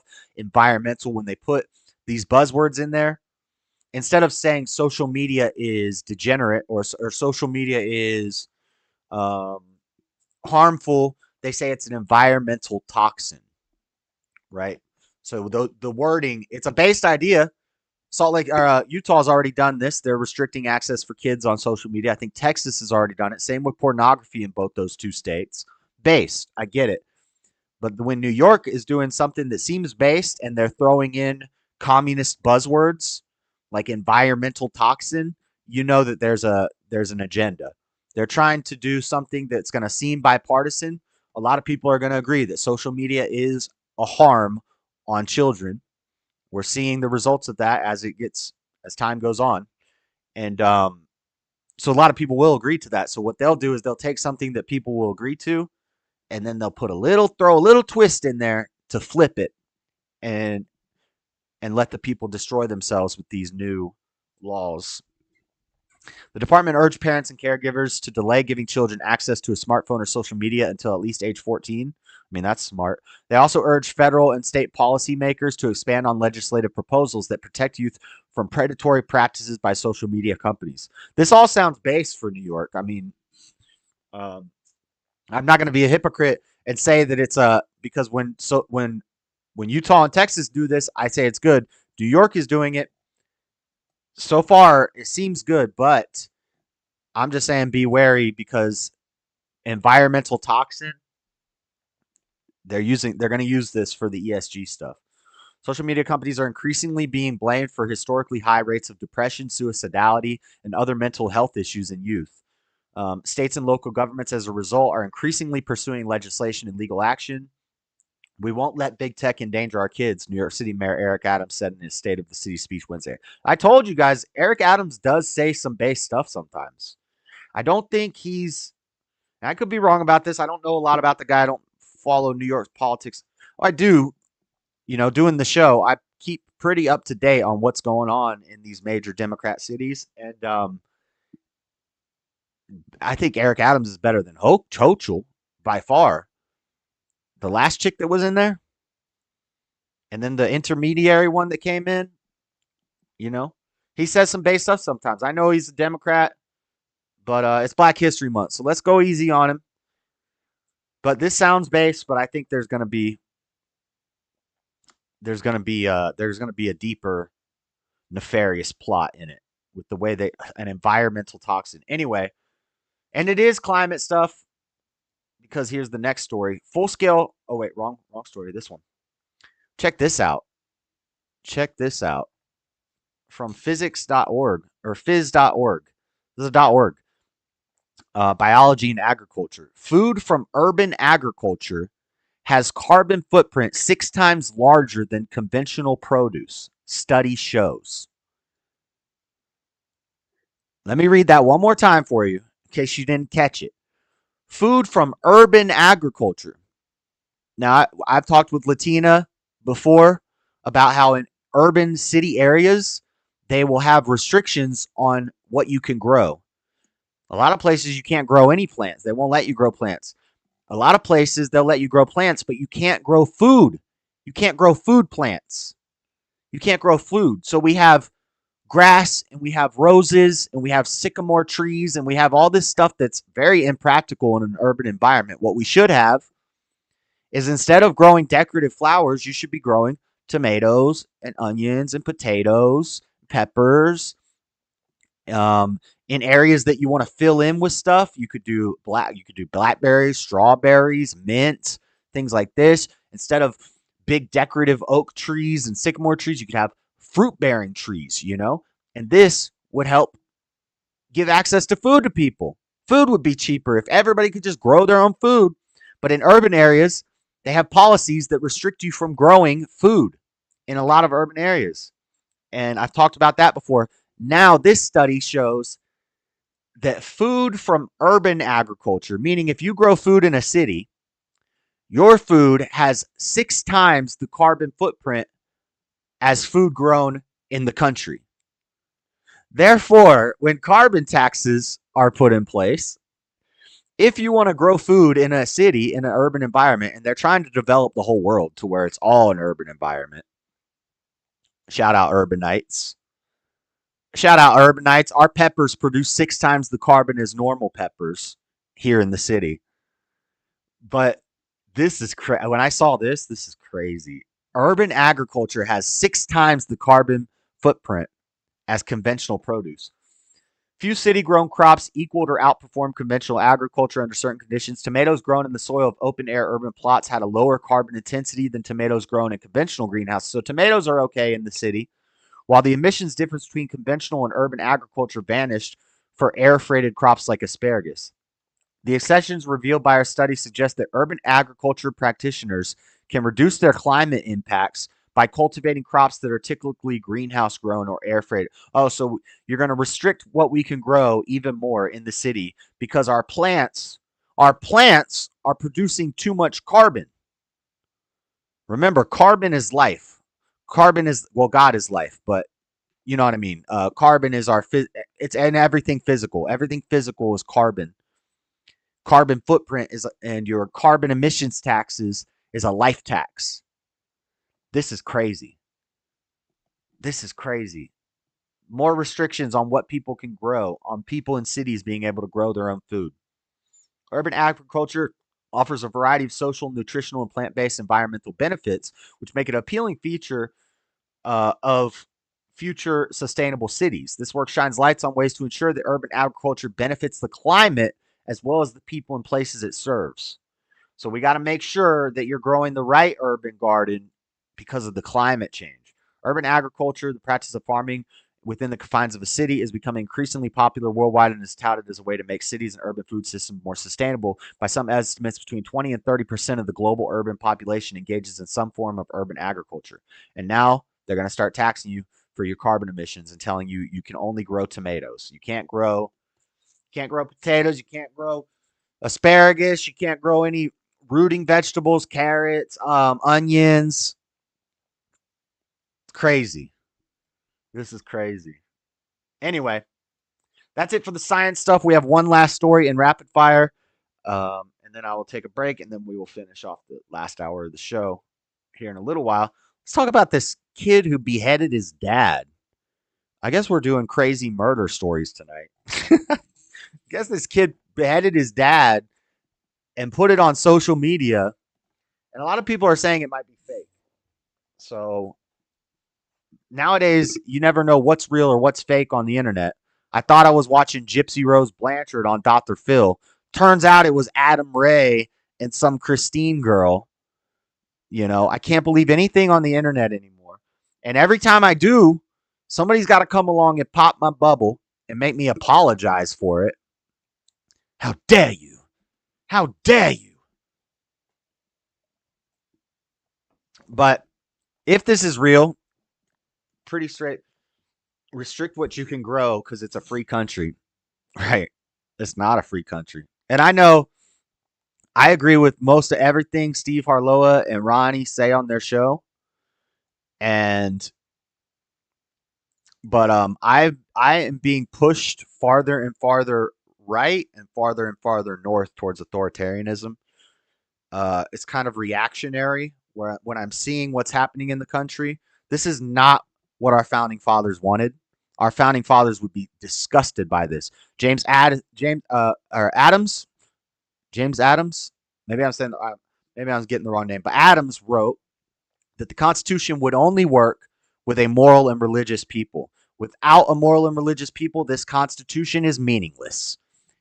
And I do not think that we have a moral and religious people for the most part in America. Therefore, our Constitution is meaningless. And also, like, I don't need a piece of paper or some guy from who might have been a Mason or what's his name? Jefferson was a deist. We have Benjamin Franklin, who was a Mason. I don't need some guy writing a document 300 years ago to tell me what my God-given rights are. God gives me my rights. The Bible's my Constitution. God is my government, So, but the Constitution, it doesn't work. We don't have a free country anymore. Our Constitution is defending Children Drag Queen Story Hour and Antifa with AR-15s out front. You can't break up the Children Drag Queen Story Hour where they're grooming children inside the library. You're not allowed to go in there and break that up because there's Antifa in the front with AR-15s, and they will shoot you if you try to touch them, and they will get away with it because they're defended by the Second Amendment. The person in the Drag Queen Story Hour in the library is defended by the First Amendment. That's your Constitution. I've lost faith in it. I never had faith in it, but it doesn't work in America today, is my thing. So I'm pushed more. We need to crack down. No more live and let live. No more as long as you're not hurting somebody else, it's okay. We got to get more authoritarian. Yep. We got to get more Christian. That's what we need. We need to just bring the Bible in and start banishing folks over the wall. But anyway, that was because I saw Steve talking about free country, and yeah, I don't know what's going on, guys. The country is not free anymore. Constitution doesn't work. We got a bunch of degenerates running the country, so it's a mess. It's a mess. All right, last story. Man accused of beheading his father in suburban Philadelphia home and posting gruesome video online. Did you know Philadelphia got its name? Remember a long time ago I did the 7 different types of biblical love, and philia is familial love or brotherly love. And Philadelphia is the city of brotherly love. It got its name from the Latin philia, which is brotherly love, literally, in Latin. Delphia, so it's brotherly love. It's the city of brotherly love. I just realized that. Or I saw it in some show. I don't remember where I saw it, but okay, let's watch this. Let's let this ad play. We'll watch this article. I got 2 articles about this because this is a crazy story. Residents react to neighbor accused of beheading father. Levittown, Pennsylvania.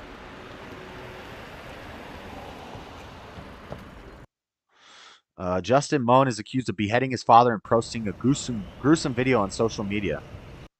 Don't worry, guys. I'm not going to play the video. Police said in the video, which is more than 14 minutes long, showed Moan picking up his father's decapitated head and identifying him by name. It's just, it's like you're in a really nice residential neighborhood. All my neighbors are great people. I mean, they're all, we all watch over each other, and it's just sad that, just something wrong. He had a problem, maybe. Somebody should have confronted him. Not saying he's right. I'm not saying he's wrong, but it should never happen like that. That's, he should have got some kind of help. That's how I feel about it. Yeah. Crazy story. Okay, let's read the article. A man accused of beheading his father in suburban Philadelphia posted a gruesome video on social media that shows him holding up the severed head and railing against the government, authorities said Wednesday. Justin Moan, 32, is charged with first-degree murder and abusing a corpse, was armed, and had jumped a fence at a National Guard facility about 100 miles away when he was arrested late Tuesday, hours after killing a guard. Spokeswoman said. After the killing, a guard spokeswoman said.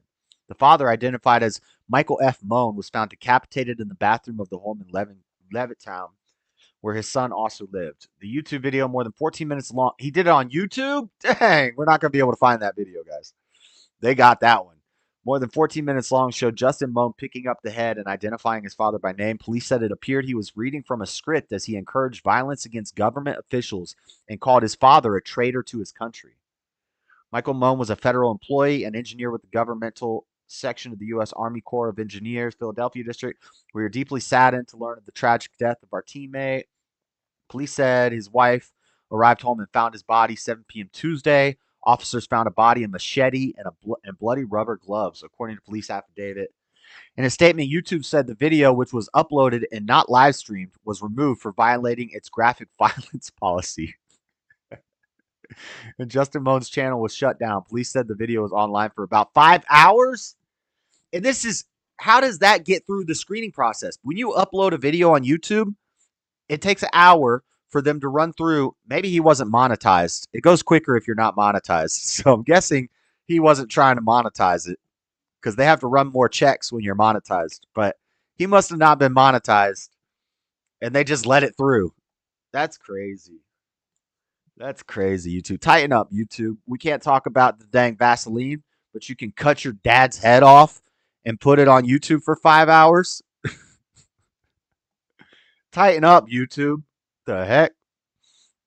All right.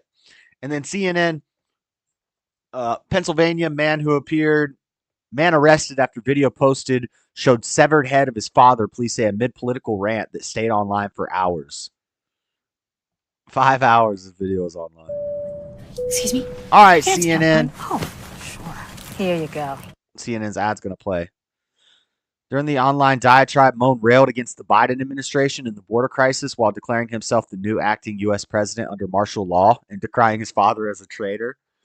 And they're saying that this could be fake and that this is an anti-Trump, anti-white. He was a MAGA supremacist Republican. He hated Biden. No, dude was crazy. Dude was spiritually demented. He had been given over to a reprobate mind.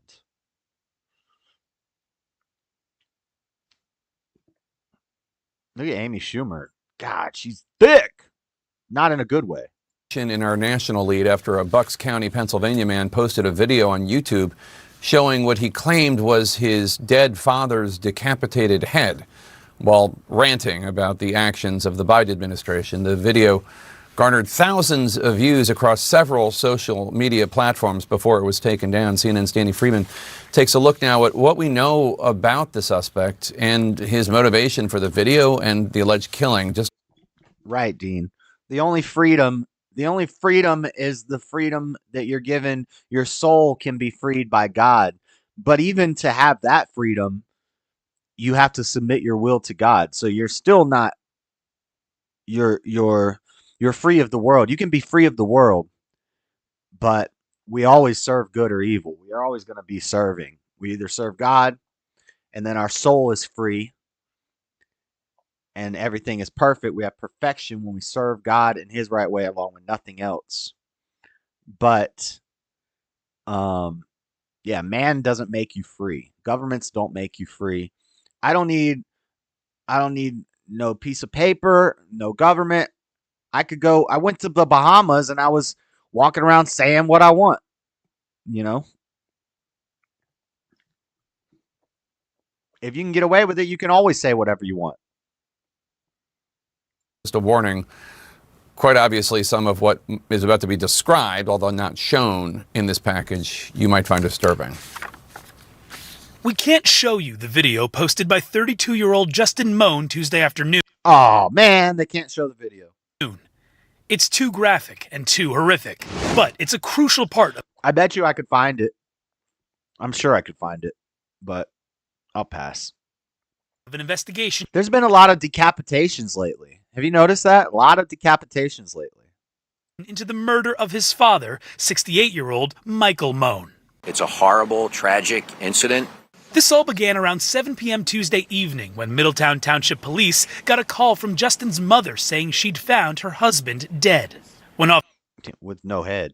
Officers arrived in this quiet suburban neighborhood, they found a gruesome scene. According to a criminal complaint obtained by CNN, there was an elderly male in a bathroom with blood around him who had been decapitated. Officers found a machine. I would have put that first. You know, wouldn't you put the decapitation first on your list when you're describing the crime scene? There's an elderly man in the downstairs bathroom with some blood around him, and he's been decapitated. I would say there's a decapitated guy on the floor. Then they'd say, well, tell us what he looks like. I'd say, I don't know. I would tell you that he looks elderly, except he's decapitated. I would tell you that there's blood on the floor, but you should know that. Why? Because he's decapitated. Decapitation is the new black. I love that word. It's such a cool word. Decapitation. Machete and finish him. Decapitation. A large kitchen knife in the bathtub. Court documents said officers then found Michael Moan's head in a plastic bag in a cooking pot in the next room. Only then did police learn of his son's video posted to YouTube. In the 14.5-minute video, Justin Moan rants about the Biden administration, the border, and calls his father a traitor to his country because he was a federal employee. Justin then raised Oh, man. Yeah, but his dead father's head on camera. I am very sad for the family. I'm very sad for the community, and also for the people that knew him. While police were at his home, though, Moan was heading west. A spokesperson for the Pennsylvania Department of Military and Veterans Affairs to the west told CNN at around 9 p.m. Moan's cell phone was traced to just outside of the fort. He doesn't look like a decapitator, you know? If you met this guy, he just doesn't look, he doesn't have that decapitator look. Indian Town Gap National Guard Base, Pennsylvania's National Guard headquarters, nearly 100 miles from. Definitely looks a little weird, but he doesn't look like a decapitator, you know? I think I've met that guy before at Walmart. The crime scene. When police arrived, they found Moan's car empty outside the fence of the base. But when they traced him again at 9:25, Moan's phone was on the base.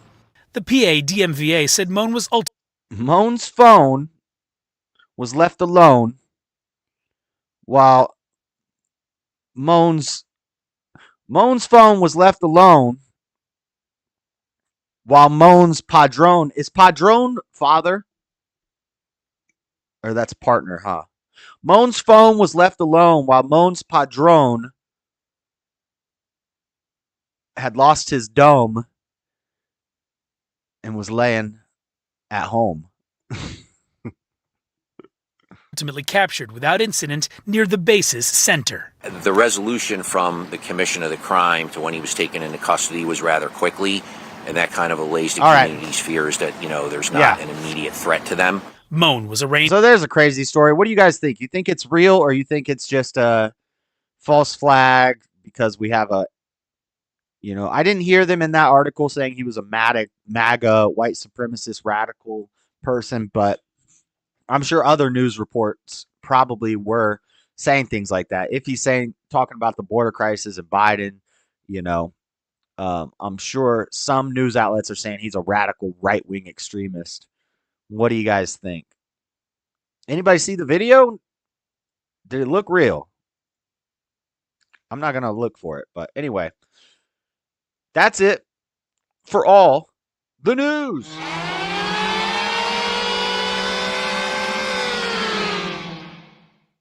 All right, guys, I'm going to go take a quick break. Let me see if there's something I can play for you.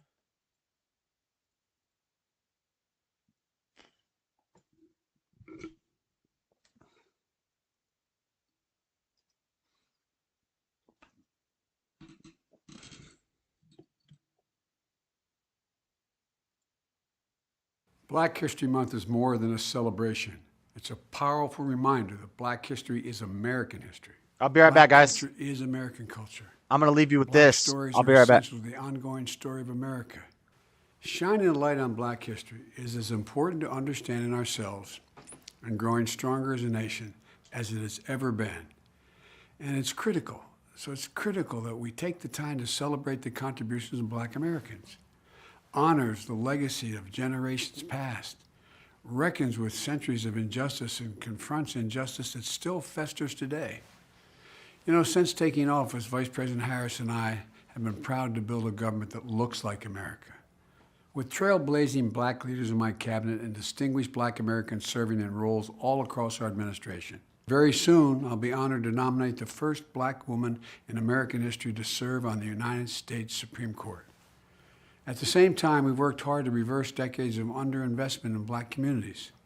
From vaccine shots in arms, to checks in pockets, to tax cuts for working families with children, to landmark investment of $5.8 billion in historically Black colleges and universities. Last year, we reduced poverty among Black Americans by an estimated 34%. We cut Black child poverty in half and helped more people gain health insurance through the Affordable Care Act than any year in history. And now we're doing more. Removing lead service lines that have contaminated water for too many homes and schools. Racist lead Delivering contaminant high-speed lines. internet to every community so no families left behind. And making historic All right. investments in transportation. Enough of that. Happy Black History Month from 2022 from your lamest president, Joe Biden. Lamest president ever. Squinty McSquinterson from Squintiesville. All right, guys. Let's wrap up the last hour of the show. We're getting back into the philosophy. This is actually not philosophy, but I'm including it in my philosophical arguments for the existence of God, period. We're going through all of the biggest ones. There are many more, but we're going to wrap it up next week. Next week will be the last week of this, and then we'll get back into some other stuff, some other stuff. But to cover what we've done, we did the emotional feelings argument, the moral argument for God's existence. We did the scientific cosmological space argument, the Kalam cosmological argument for God's existence. We did the logic and rationality argument, the ontological argument, including Anselm, Descartes, and Plantinger's sequence breakers, all of that stuff for the ontological argument of God. We covered the modal argument. Now, now we're going to go to a less philosophical and a more historical argument for the existence of God. This is the argument from the resurrection of Christ. The argument from the resurrection of Christ. So, what does that mean? Basically, we're going to use history.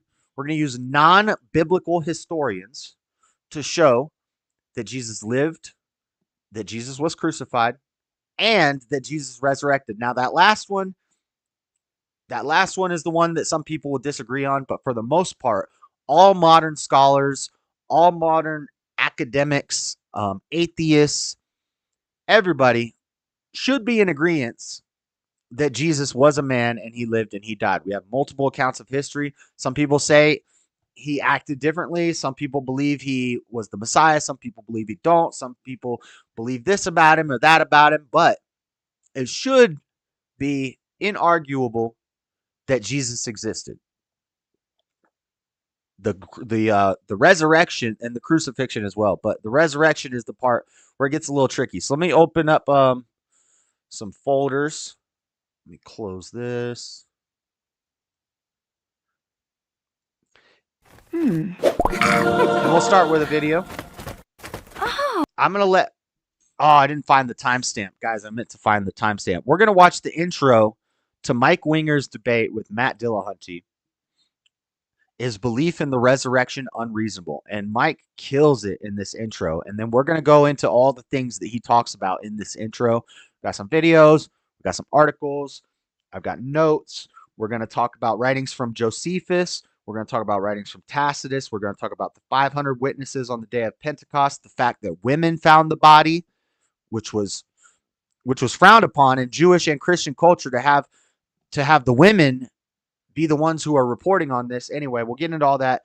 Tomb found but no body, the disciples' deaths, and there's a closer historicity to Jesus's life and resurrection and death than any of the history with Alexander the Great, King Arthur, George Washington. Maybe not George Washington because that's more modern, but a lot of these ancient figures like kings and rulers and stuff from back then, pharaohs, all these different people. There's no written history of them, sometimes for 200 to 500 years. Whereas with Jesus, we have written history from witnesses corroborated by other witnesses within 90 years of his life. So let's get into it. Those are all the things we're about to cover in depth. So let's watch Mike's debate opening here. Hey guys, welcome to another edition of Capturing Christianity. I'm Cameron Bertuzzi here now. Okay. First, thanks for having me. Thanks, Matt, for being. This is Mike Winger, and this is on the channel Common Sense Christianity. They do a lot of debates with a lot of high-level academics, intellectuals, debaters about God, about Christianity, about all this stuff. And I understand if you get into like the intellectual stuff, it's not for everybody. The stuff I like learning about and I like reading about is not for everybody. When you get lost in this sauce with this intellectual stuff and breaking down interpretations and words and stuff, a lot of people can get lost in that. And so it's not for everybody. I get it. I'm trying to bring this smart stuff down to everyman level so we can have these weapons in our arsenal to deal with the dang God haters. Okay? But we need to be able to put it into everyman language because these guys are smart. They went to college and stuff. I didn't. Being here, I'm very excited to get to do this. I'm a pastor. I'm a Christian who really cares about truth. I'm just a man who cares about truth. So I'm not going to pretend to be a scholar, but I've worked really hard to try to understand this topic. And I think I have something to bring that is worth talking about as far as evidence for the resurrection. It seems to me. Oh, he's not a scholar. He's just a smart guy. I like Mike Winger. He's cool. That I'm a Christian for two reasons. One, I seem to have had a real genuine experience with God, with a changed life, and with the sense that I'm actually in a relationship. The other reason why I'm a Christian, this really is important to me, is that there's a large amount of external evidence that keeps confirming the truth of Christianity. And I'm talking about philosophy, history, science, prophecy, etc. So while you can believe because of your experiences, there's also support through evidence, and that's what I'm planning to present. Yeah, and this is why people like Bart Ehrman, who was a Christian who studied the Bible, and he went to college and he studied the Bible specifically to find inconsistencies. And he couldn't rationalize the inconsistency found, and now he's an atheist. I've studied the Bible and looked for inconsistencies without a college professor that I was paying to tell me what to believe. And I've found justifications for all the claimed inconsistencies and paradoxes. Sometimes it takes time. Sometimes you have to smoke on it for a little while. But for every time somebody says this is a contradiction or this is an inconsistency, it's usually there's usually an easy explanation for why it seems to you like a contradiction, but it's really not a contradiction. And so, whereas guys like me and Mike Winger, we can look into this stuff, and this doesn't shake my belief in God. This fortifies it. It makes it stronger. When I learn these big words and I read stuff, and you could call it intellectual or whatever you want to call it, but that stuff strengthens my belief in God and my experience. So I have the experience and the understanding of it. It's not just the knowledge, but it's the understanding it. And that takes a long time. It's taken me 36 years. There's still stuff I don't fully understand, but the Bible and God has been like the biggest thing that I want to know about my whole life. And I have the experiences, and I got math evidence. I got science evidence. I got historical evidence, logic, rationality. All these things point to the same answer.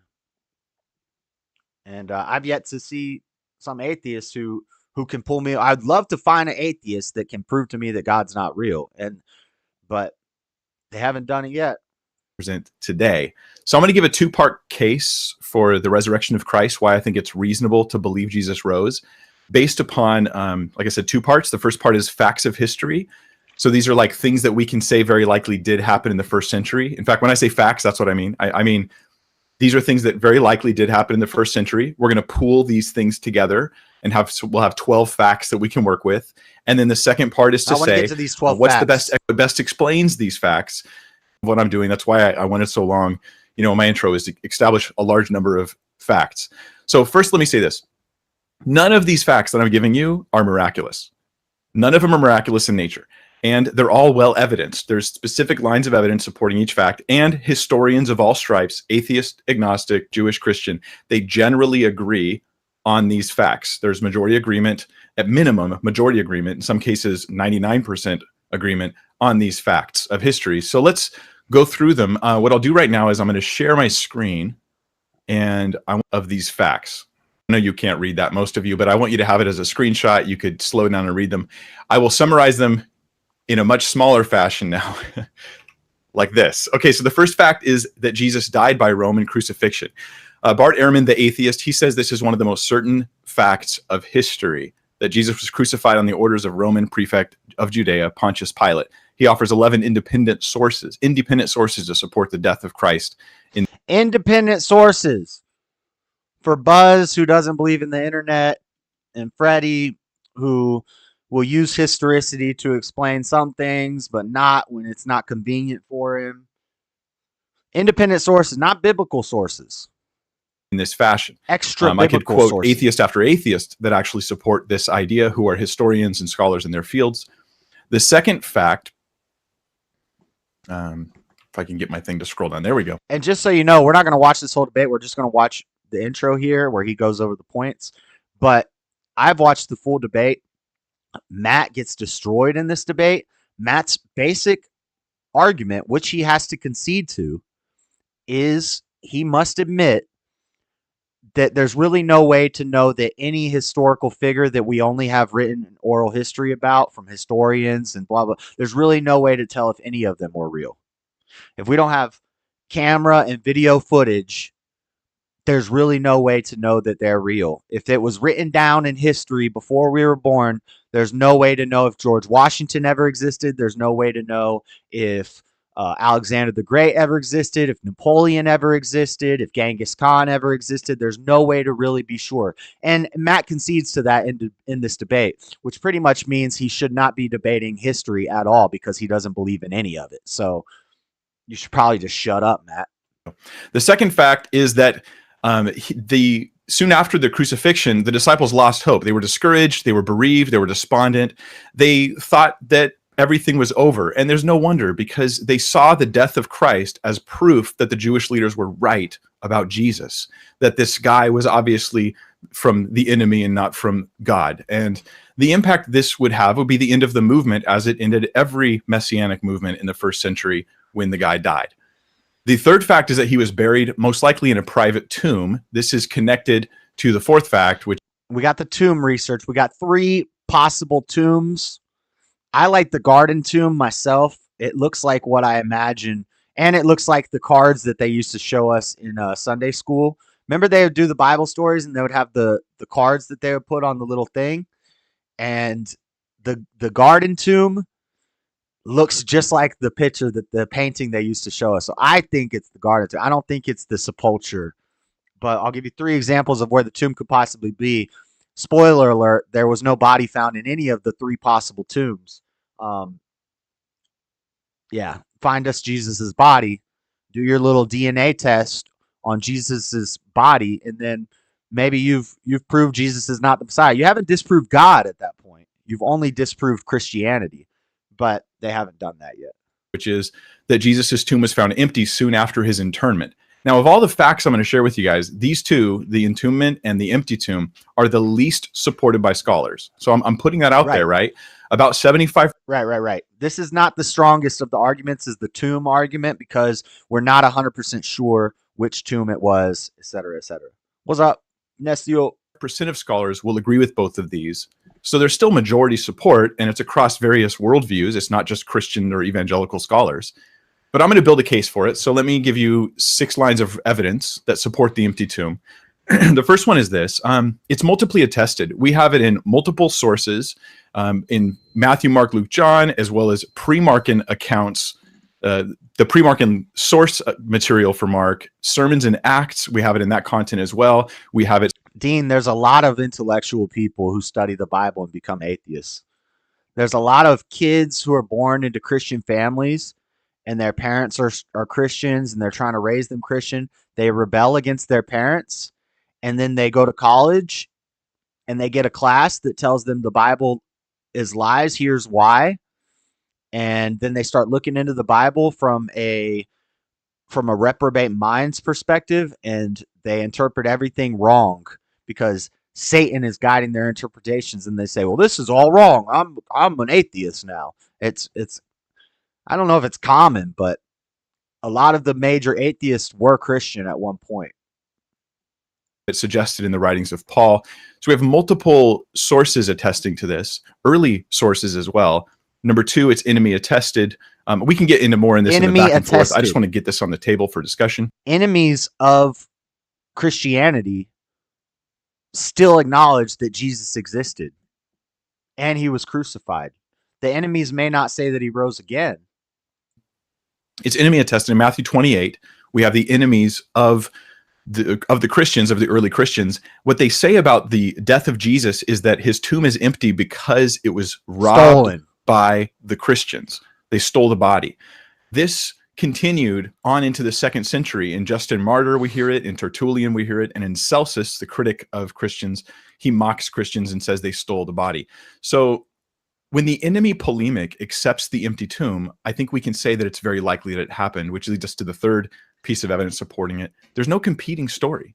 There's no story from the 1st century even suggesting something other than this happened. And we have multiple sources, including enemy attestation, that it did. Number 4, we have the testimony of women. This is more impressive to those who study history. And just so you guys don't think I'm misleading you, you can go watch this debate. Go to Common Sense Christianity, Matt Dillahunty, and Mike Winger, Resurrection of Christ. You can watch it, and you can see Matt's responses. He doesn't address any of these points directly. His whole argument is basically, we don't know history. We don't know history. So you can't be in a historicity argument for anything. You can't debate anything about historical records or documents or written or oral history, manuscripts, anything. You can't talk about any of it. You can't even talk about dang George Washington, Matt.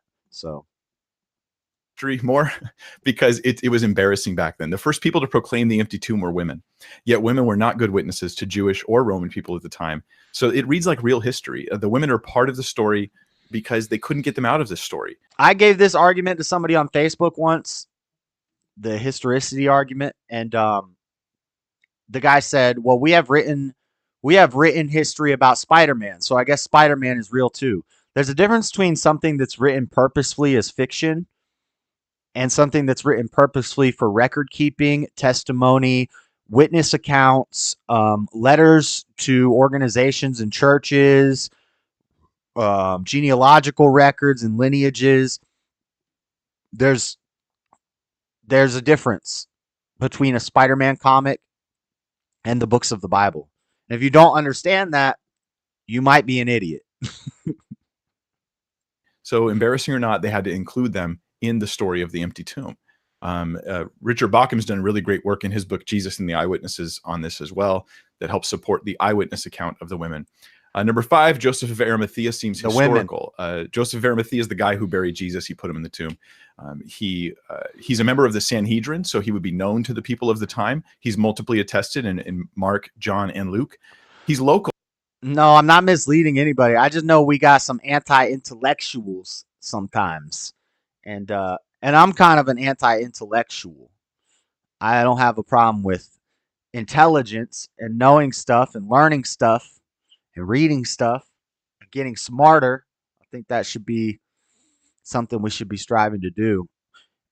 And if you're not striving to do that, then don't complain about the dumbing down of America. But yeah. Cool. to the area. Arimathea was likely 4 to 5 miles northwest of Jerusalem. And so it would have been testable by the people in the area. And it was embarrassing that a Sanhedrin member actually helps Jesus when the disciples have fled. So when people admit embarrassing things, these things are more likely to be. You did your arguments, Freddie. Now I'm doing mine. And then next time I do a gaming stream and I open the Discord, then we can have the debate. So we each got our uninterrupted video that we can play. But I'm not just going to play this video. I'm just playing this opening. It's a pretty long opening. Let's actually... true when you're reading a historical account, or anybody's account for that matter. Make it a little. And finally, the sixth reason on your tomb is archaeology. We found 3 kinds of tombs from the time of Christ that have been discovered. Archaeological evidence. And Jesus's tomb fits one of those kinds. In particular, it's the most expensive kind, which was known to be owned by, get this, people like members of the Sanhedrin. Think about this.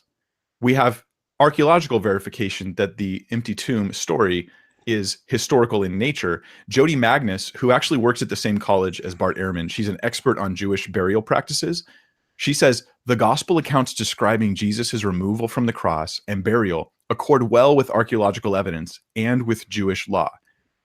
So the conclusion is that it's supported by 6 different arguments, and I actually don't know of a good argument to refute the empty tomb. And people I talk to don't know one either, even scholars. Since let's take a break from the video, let's go look at some of the tombs.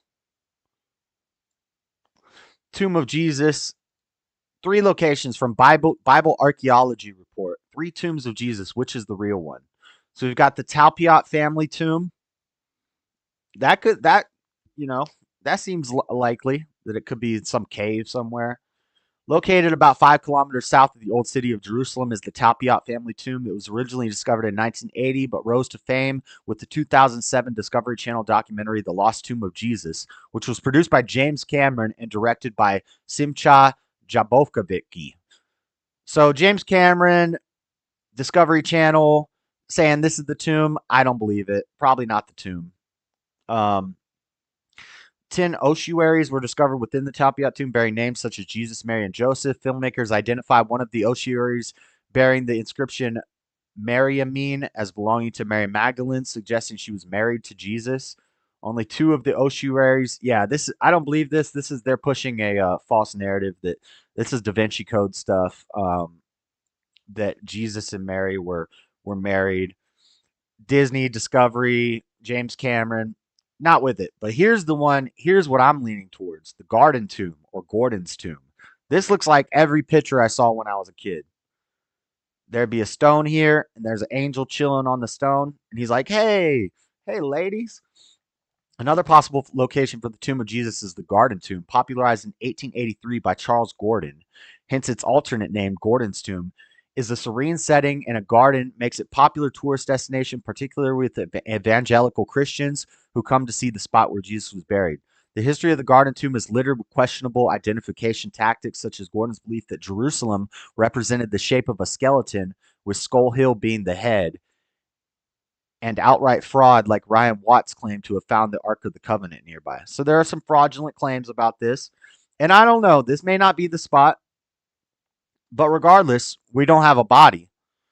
More importantly, no Second Temple era tombs have been found anywhere in the vicinity. Archaeologist Gabriel. So the historicity doesn't line up here.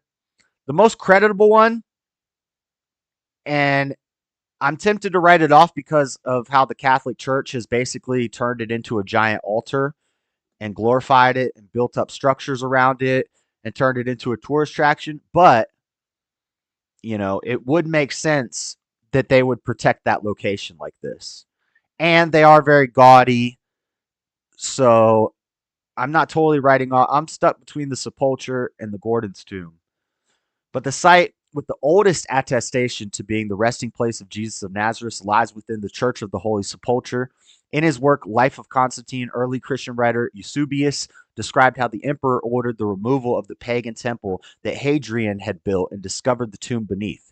He also wrote about Constantine's order to construct a church to honor the site.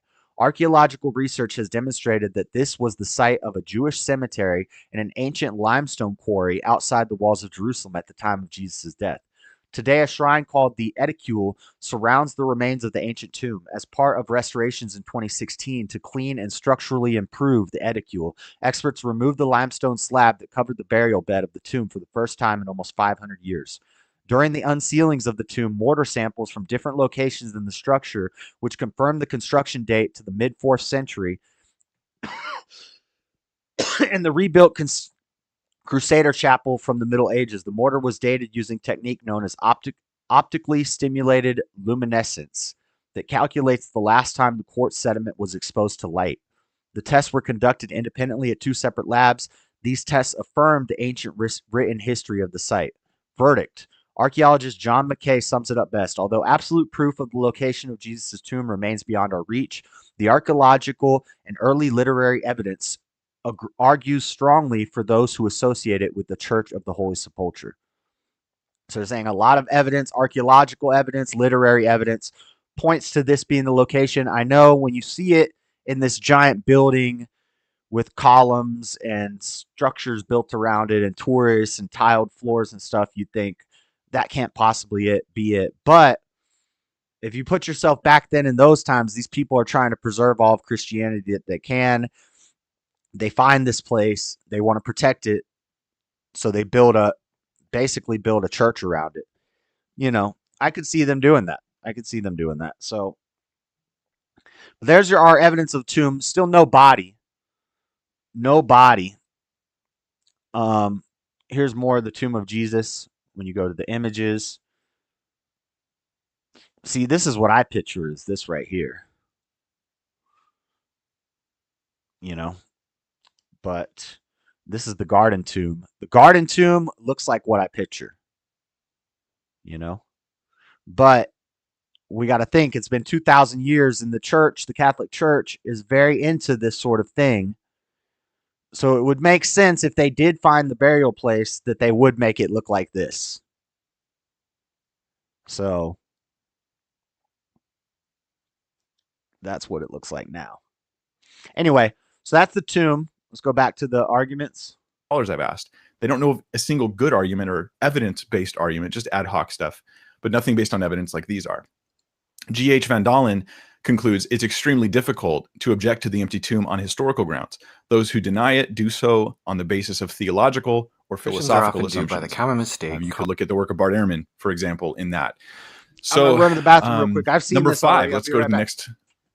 The next one, which is the appearances. The 5th fact I'll say is well evidenced from history is that the disciples had individual and group experiences that they believed were actual appearances of the risen Christ. We have accounts of 2 people seeing Jesus, 7 people, 11, multiple times where the disciples as a group did, 500 at once, according to Paul. In 1 Corinthians 15, Paul, he knows these people, and personally he'd visited them, and he's relaying as what was known and said by them all along, that he appeared to Peter, and he appeared to James, and he appeared to the 12. So this is multiple attestation in different sources. In fact, these sources are in and outside the New Testament. We have other early accounts like Clement of Rome, Ignatius, Justin Martyr, that also say, yeah, there were these group appearances, whatever you want to say they were. If you want to call it, they were somehow delusional, but it happened in a group. They all seemed to be seeing it, and it convinced them that Jesus rose. Gerd Ludemann, who's an atheist. Is he talking about the day of Pentecost, the 500 witnesses?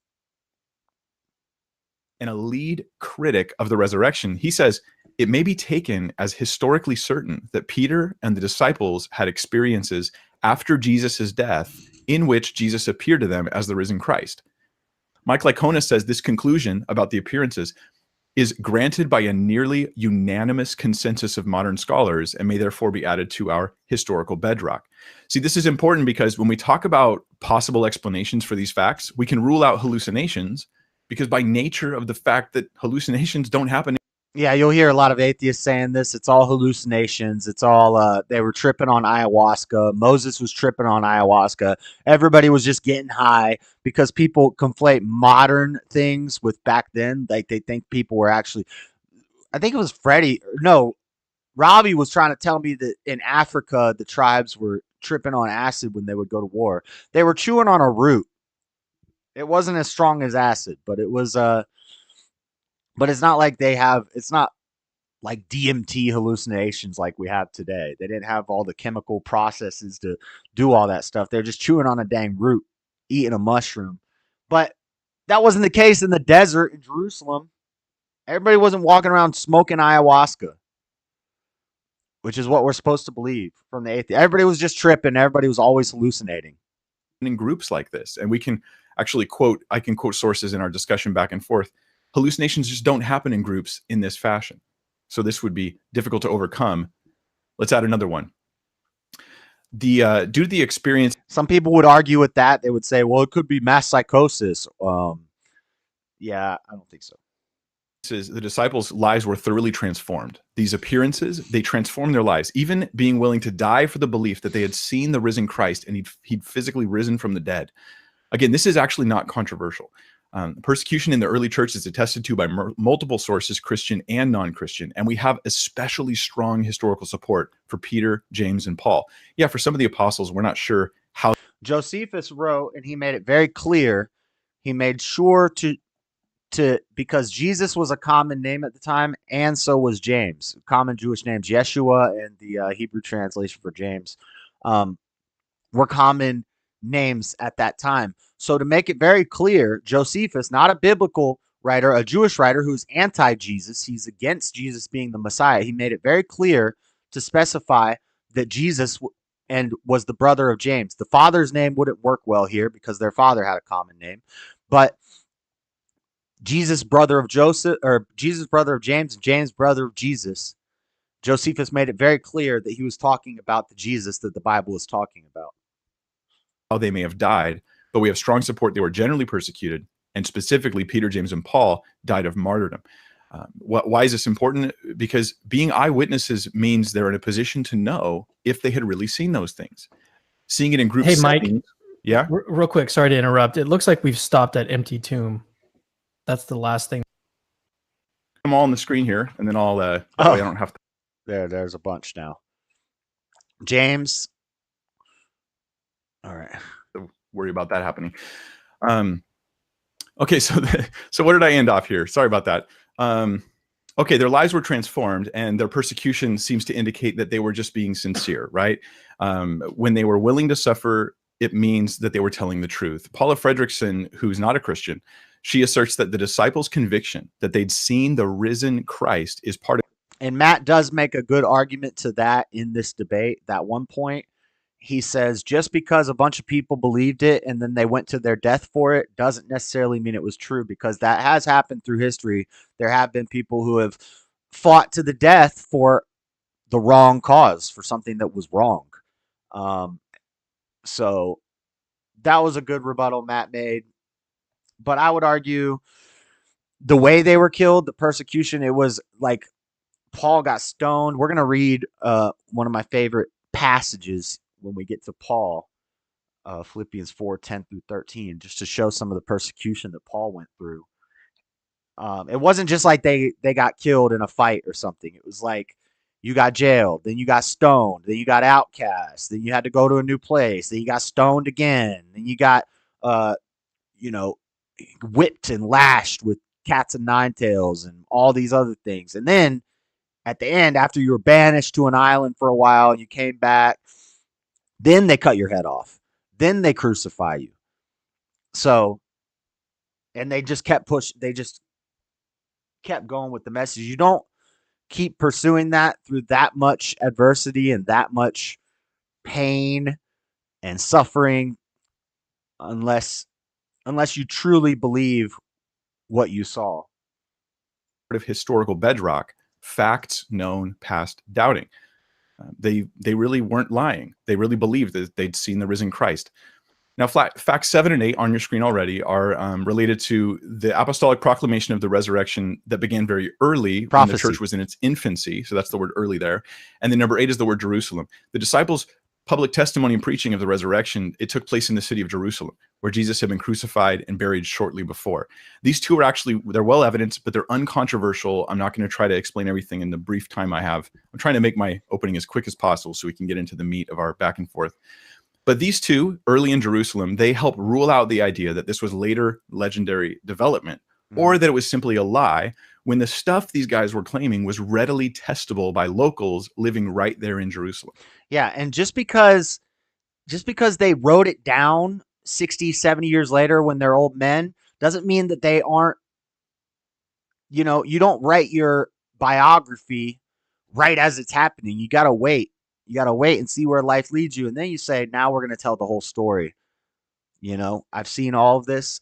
I'm going to write it down. Or maybe somebody else wrote it down, because we have to remember back then, a lot of people couldn't read and write, but people had better memories. I believe people have better memories. We can see examples of this in modern times. When you used to have a house phone, you could remember all your neighbors' phone numbers. You could remember your phone number, your parents' phone numbers. You remembered everybody's phone numbers. When you have a cell phone that saves phone numbers, people don't remember phone numbers anymore. For the most part, you could remember a phone number, but you don't have to, so you don't. Well, back then, the only way you spread stories, the only way you shared information was word of mouth. And then eventually somebody would write it down if it was creditable enough. And also, when people make the telephone argument, they say, well, it's like a telephone. This person told this person, told this person, told this person. Yes, in modern days, when we have idiocracy and a reverse Flynn effect and people are dumb, if you whisper a story into somebody's ears and it goes down the line, by the end, it's going to be different. But back then, it wasn't like that. It was, I saw this, I tell you the story. Somebody else who saw it is standing there. If I get something wrong, they're going to say, nope, that's not right. This is what happened. We're going to figure it out. And then this person's going to check what we just said. And then when somebody writes it down, somebody else is going to check that with our stories. There's a lot of fact checking back then because you're relying on word of mouth and memory. Memory was stronger. They could remember stories better. And they would tell their stories. And then other people who were there would corroborate the story and make the story real. It wasn't like our modern game of telephone.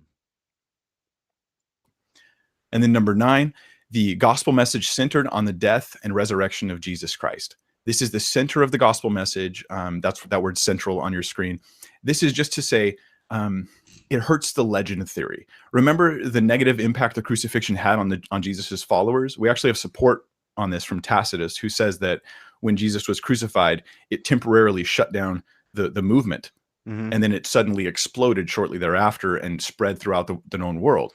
And because they were unsure until the day of Pentecost, when they all saw him and they were like, oh, yeah, this is real. But it lost momentum for a little bit. This is from a non-Christian historian. We're getting this data. So this is what would happen. But, you'd expect the movement to die. Freddie, that doesn't mean anything. You're not making a point. Papyrus goes back 4,000 years. Scrolls and scriptures outdate Christianity. Yeah, duh. What is the point? What's your point? But it suddenly explodes. This hurts the legend theory because some think the church started the belief in the resurrection, but the evidence from history seems to indicate it's belief in the resurrection that started the church. It was the events around the death and resurrection happened before the church exploded. Maybe I can put it that way. And then number 10, Jesus's movement was characterized by religious significance. That's the word. Christianity began on the day of Pentecost. That was the first Christian church. That was when Jesus came back, resurrected to all the people, and he built this church on a rock. Peter, he said, this is the rock I will build my church. On the day of Pentecost, that was the beginning of people will argue, and I guess I'll take this back, because there were Christians while any follower of Christ would be a Christian. So yes, of course, there's scriptures that go back before Jesus because we have the Old Testament. What are you talking about? What's the point? Christianity wasn't a thing until Christ was born. We have an Old Testament, which is bigger than the New Testament. So yeah, we have a lot of scriptures from 1,000 years. We have transcripts and manuscripts, original manuscripts, Textus Receptus, from thousands of years before Jesus was around. Jesus was quoting those scriptures and those writings. So of course there were scriptures before Jesus. Duh. What are you talking about? That's not a point. Religious there, which might seem odd to see it on your screen right there. Jesus, though, it's generally accepted Jesus was a miracle worker. Nope, you're wrong, Freddie. Jesus was an exorcist. Oral history and oral tradition was credible back then because that's what the majority of people had. That's what they had. Yeah. So yeah, it is. Jesus saw himself as, quote, God's eschatological agent. This is You have not to put controversial, yourself right? back then. You're thinking in modern This terms. means Jesus thought he was fulfilling prophecy. That's what that means. He thought he was fulfilling prophecy. And when you Okay. So I think he went through most of them. Now let's read a couple articles, and I got one more little video, a couple other little videos. Did Jesus exist? Searching for evidence behind the Bible, beyond the Bible.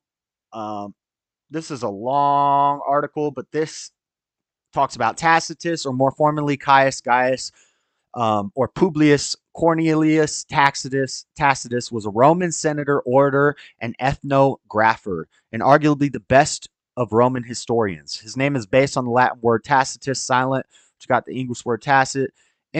Interestingly, his compact prose uses silence and implications in a masterful way. One argument for the authenticity of the quotation below is that it is written in true Tacitian Latin. But first, a short introduction. Tacitus's last major work, titled Annaeus Annals, includes a biography of Nero. During a fire in Rome, Nero was suspected of secretly ordering the burning of part of town where he wanted to carry out a building project, so he tried to shift the blame to Christians. This was an occasion for Tacitus to mention Christians who he despised. This is what he wrote. The following excerpt is translated from Latin. Neither human effort, nor the emperor's generosity, nor the placating of the gods ended the scandalous belief that the fire had been ordered by Nero.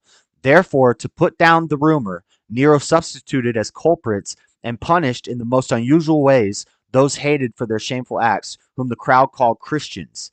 The founder of this name, Christus in Latin, had been executed in the reign of Tiberius by the procurator Pontius Pilate.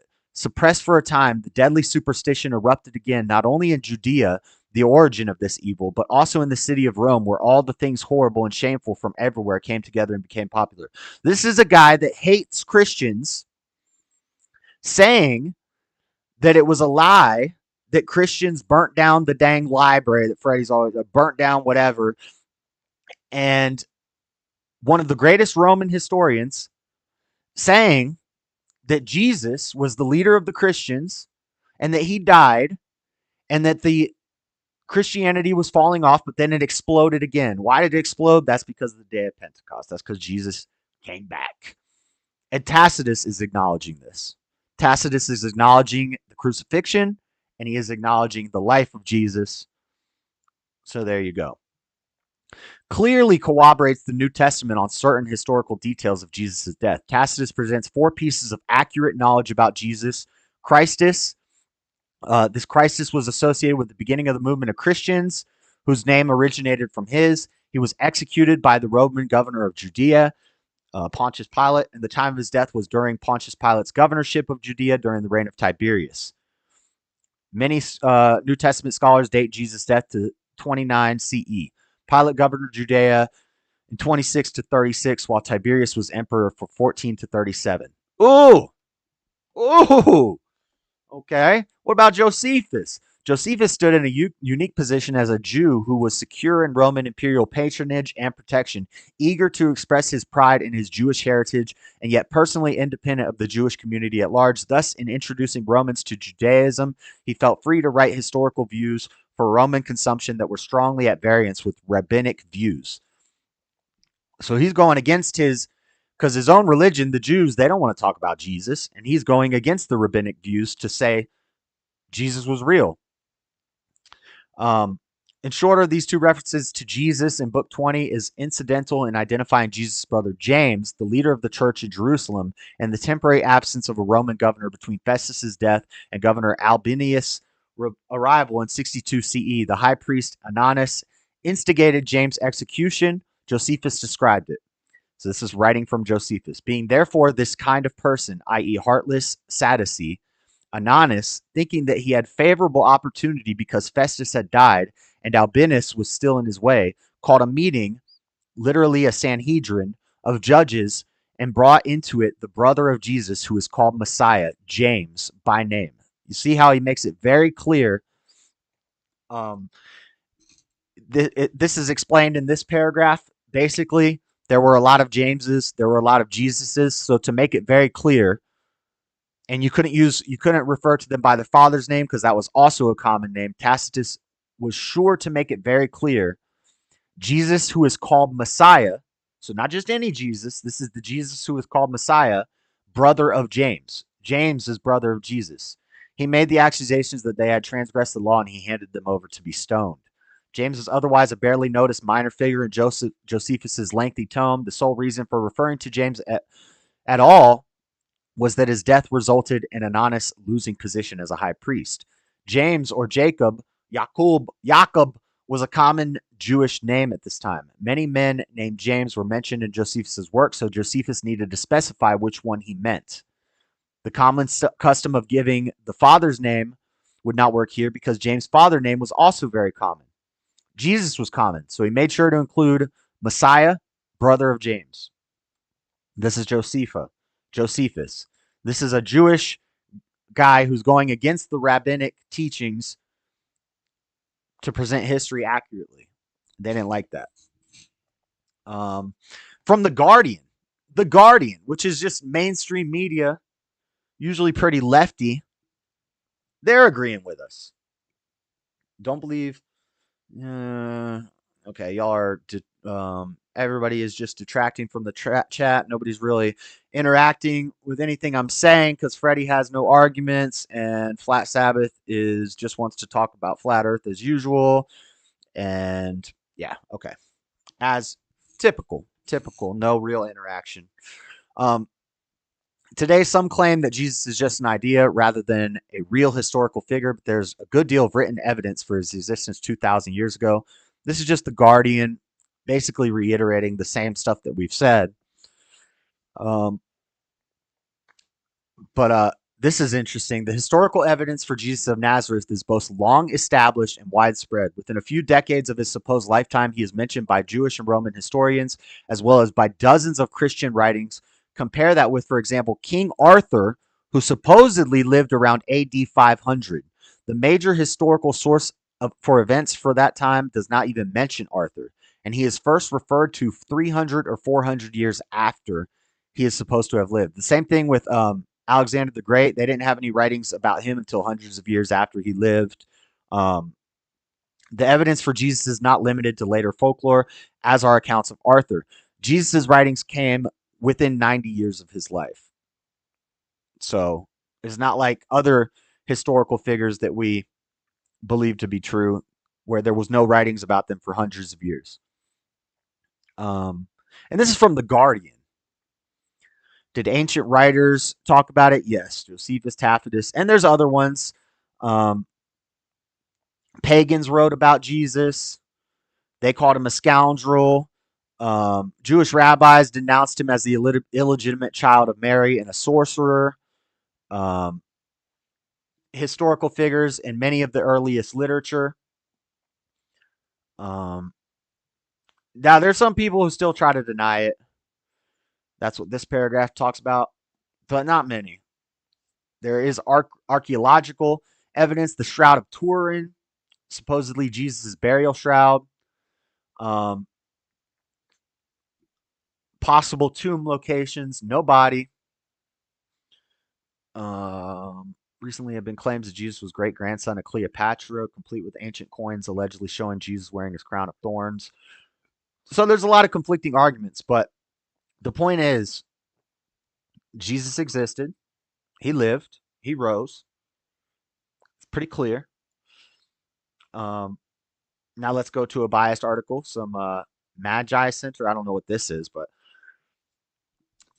And I'm going to read some of this stuff. Many of the same arguments here. The doctrine of the resurrection is central to Christianity, so much so that Paul states, if there is no resurrection of the dead, then not even Christ had been risen. And if Christ is not raised, our preaching is useless, and so is your faith. But are there any ways of verifying the claims? So here's some of them. One, the common elements in the gospel narratives about Jesus' risen appearance to the apostles. So commonality amongst different witness accounts. The historical evidence of the resurrection in the writings of Paul. The writings of Paul are actually academically cited writings. These letters from Paul, you can argue that maybe the testimonies, maybe those people were hallucinating, maybe they didn't, maybe they were just blind followers and they would write down whatever story they wanted to tell. But you can't argue with Paul's letters to the church. These are academically creditable writings that we have. Paul is considered a historical source. He said, Earth is infinite, fool. You called me a fool, which is the worst thing you could call somebody. And you said Earth is infinity shaped. So yeah, you mentioned the Earth's shape. You're always talking about the Earth. That's all you talk about, bro. N.T. Wright's argument based on the remarkable rise of Christian messianism. That's how it fell off, and it came back. N.T. Wright's historical analysis of the Christian mutation of the Second Temple of Judea. I don't know what this is. This article's got extra stuff. How much time I got? I only got 10 minutes, so we're not going to spend too much on that.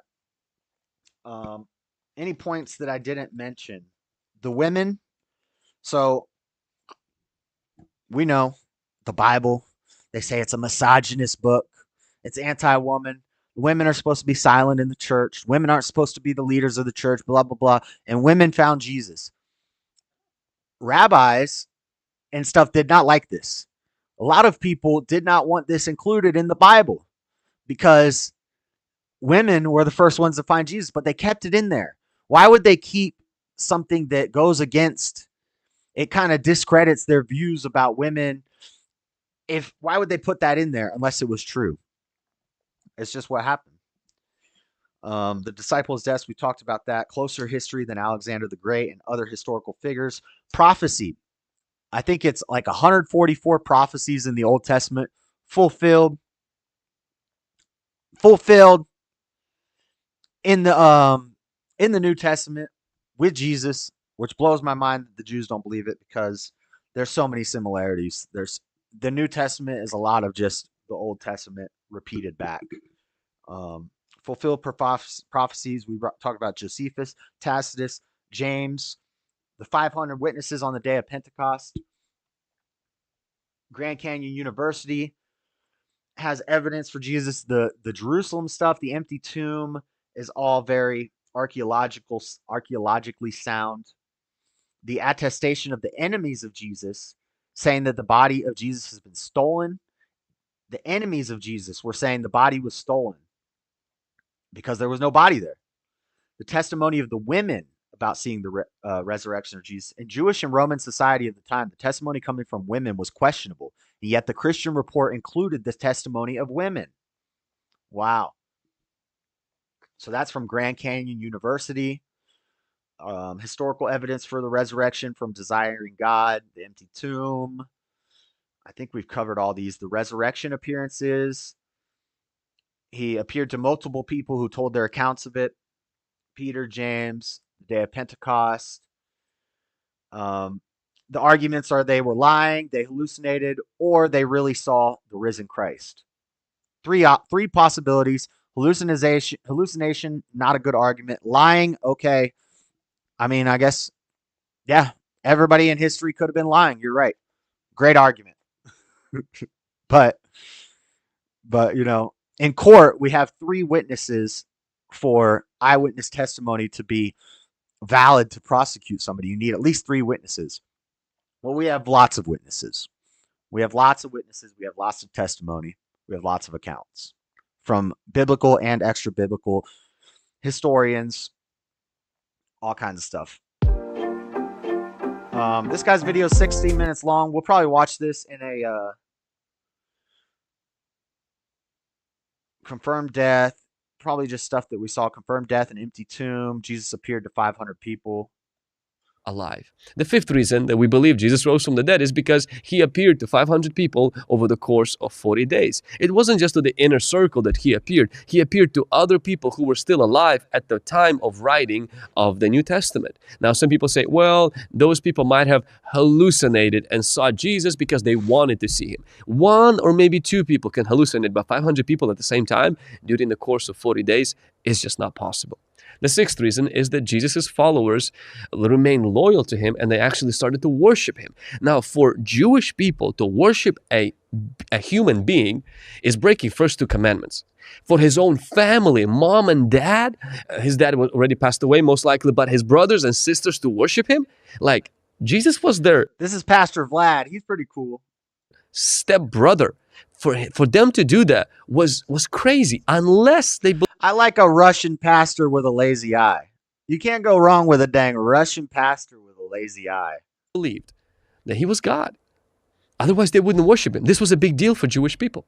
Number seventh reason is that Jesus' followers changed the Sabbath. Now this part, I don't know this part. We're going to watch this part and then we'll probably be wrapping up. From Saturday to Sunday in the memory of his resurrection. Because I don't know if I agree with it. I don't think Sabbath has to be Saturday or Sunday. I think Sabbath could be any day of the week because I don't think we had these Greek god names in this Gregorian calendar, the Julian calendar. None of that was around when God made the earth. So it could have been a Monday. It could have been a dang Tuesday. It could have been a Wednesday because those days weren't things. And so I think the Sabbath just means one day a week. Once every 7 days you rest. It doesn't matter what day it falls on, in my opinion. But a lot of people think that this is very important, this Saturday, Sunday thing. I don't know about that. Resurrection. This was also a huge deal. Sabbath for Israel is the fourth commandment. To break that and to move it to another day was like a big no-no. Why would they do that? Because Jesus claimed to be the Lord of the Sabbath. And sometimes he broke it to tell people that Sabbath was made for a man, not man for the Sabbath. And because he rose from the dead. I'm pretty sure keeping the Sabbath holy is the only of the 10 commandments that Jesus broke. And then they asked him about it. And he said, what did he say? He said, if he referred to something in the Old Testament and David or Daniel, he said, what if David had not worked or I can't remember, but Jesus was basically preaching on the Sabbath and going around and traveling and talking to people on the Sabbath. And they're like, why are you doing that? You're breaking the Sabbath. And he said something like, did not David break the Sabbath when he did this? And I can't remember exactly, but I think I talked about that before. I think that's the only commandment of the 10 commandments that Jesus breaks. Sunday, this was such a big deal to them. They started to worship him and gather together on Sunday morning. Number eighth reason is Jesus' followers practice communion and baptism. Hey, Dean, we're talking about real stuff here. That's not funny. Cut it out. This was such a big deal, the resurrection of Jesus Christ, because communion remembers his death and baptism identifies with his resurrection. If you go into water, you're symbolizing that you're talking about Jesus, Dean. Get out of here with that crap. Save that for Saturdays. Identifying with his death, burial. And when you're coming out of the water, and thankfully we all do when we get baptized, you're saying, Okay. So he just goes over more of those points. This video is 7 minutes long. We're not going to watch it. I'll save all this stuff in the folder. And some of this other extra videos, we can watch those in another stream. He keeps saying it, Rome. Don't you say it and encourage him. I'm trying to get that out of here. What the heck? Y'all are a mess. This is a mess. This chat is a mess.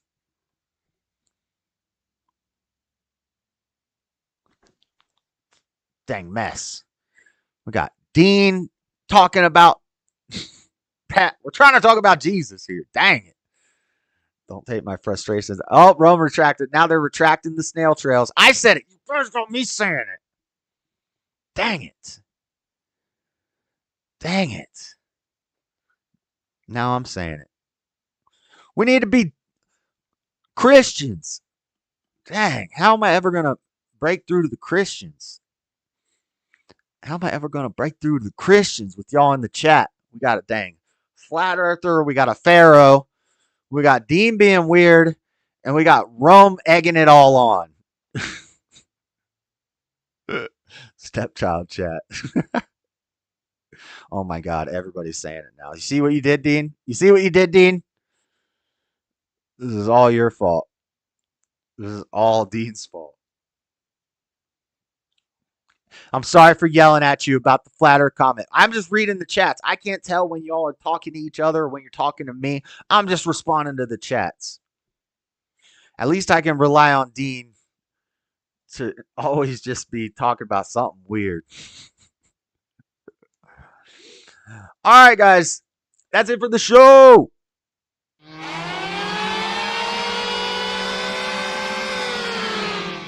We're going to take a moment to chill. Make sure you hit that like button. Where's my...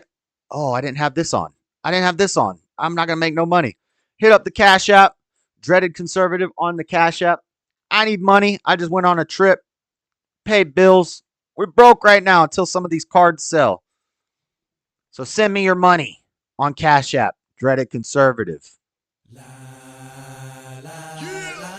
Wait till I get my money right. That's right.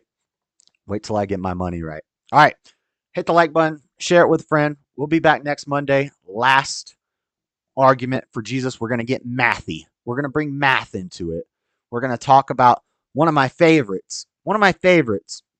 And there's really complex ways to explain this with math and science. And then there's simple ways to explain it. Maybe we'll go to the... Oh, but first, I got a Bible thump. We got to read about Paul real quick. Philippians 4:10 through 13.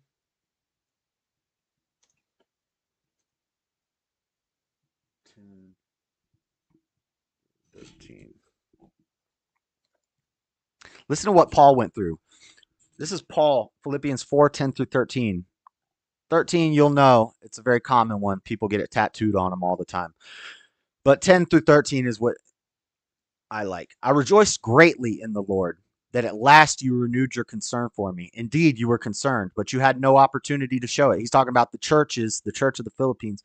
He's of the Philippians. And he's saying, I rejoice that you renewed your concern for me. Indeed, you were concerned, but you had no opportunity to show it. I am saying this because I am in need, for I have learned to be content, whatever the circumstances.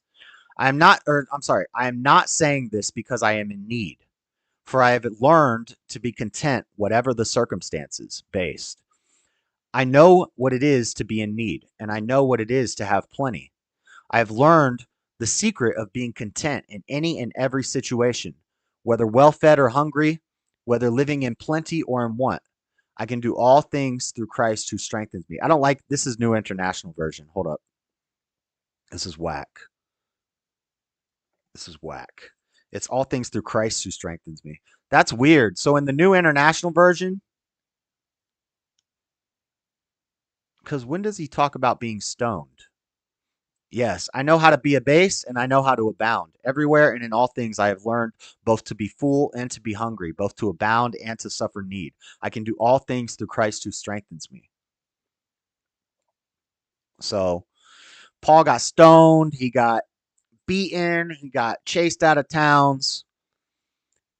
And he still could do all things through Christ who strengthens him. So that's based. But that's the show. We'll do some gaming streams, watch some videos, and get out of here with that anti-Paulianism crap and stuff. I don't like that anti-Paulianism stuff. Freddie's in timeout for 1 minute. He's in timeout till the end of the show because he's talking bad about Paul. Don't talk bad about my boy Paul, okay? I don't like that. All right. That's it for the show. Like, comment, subscribe, share. Do some timestamps in the chat. Hit up the Cash App, Dreadedconservative, all the good stuff. I will see you next week, boys. We out. God bless.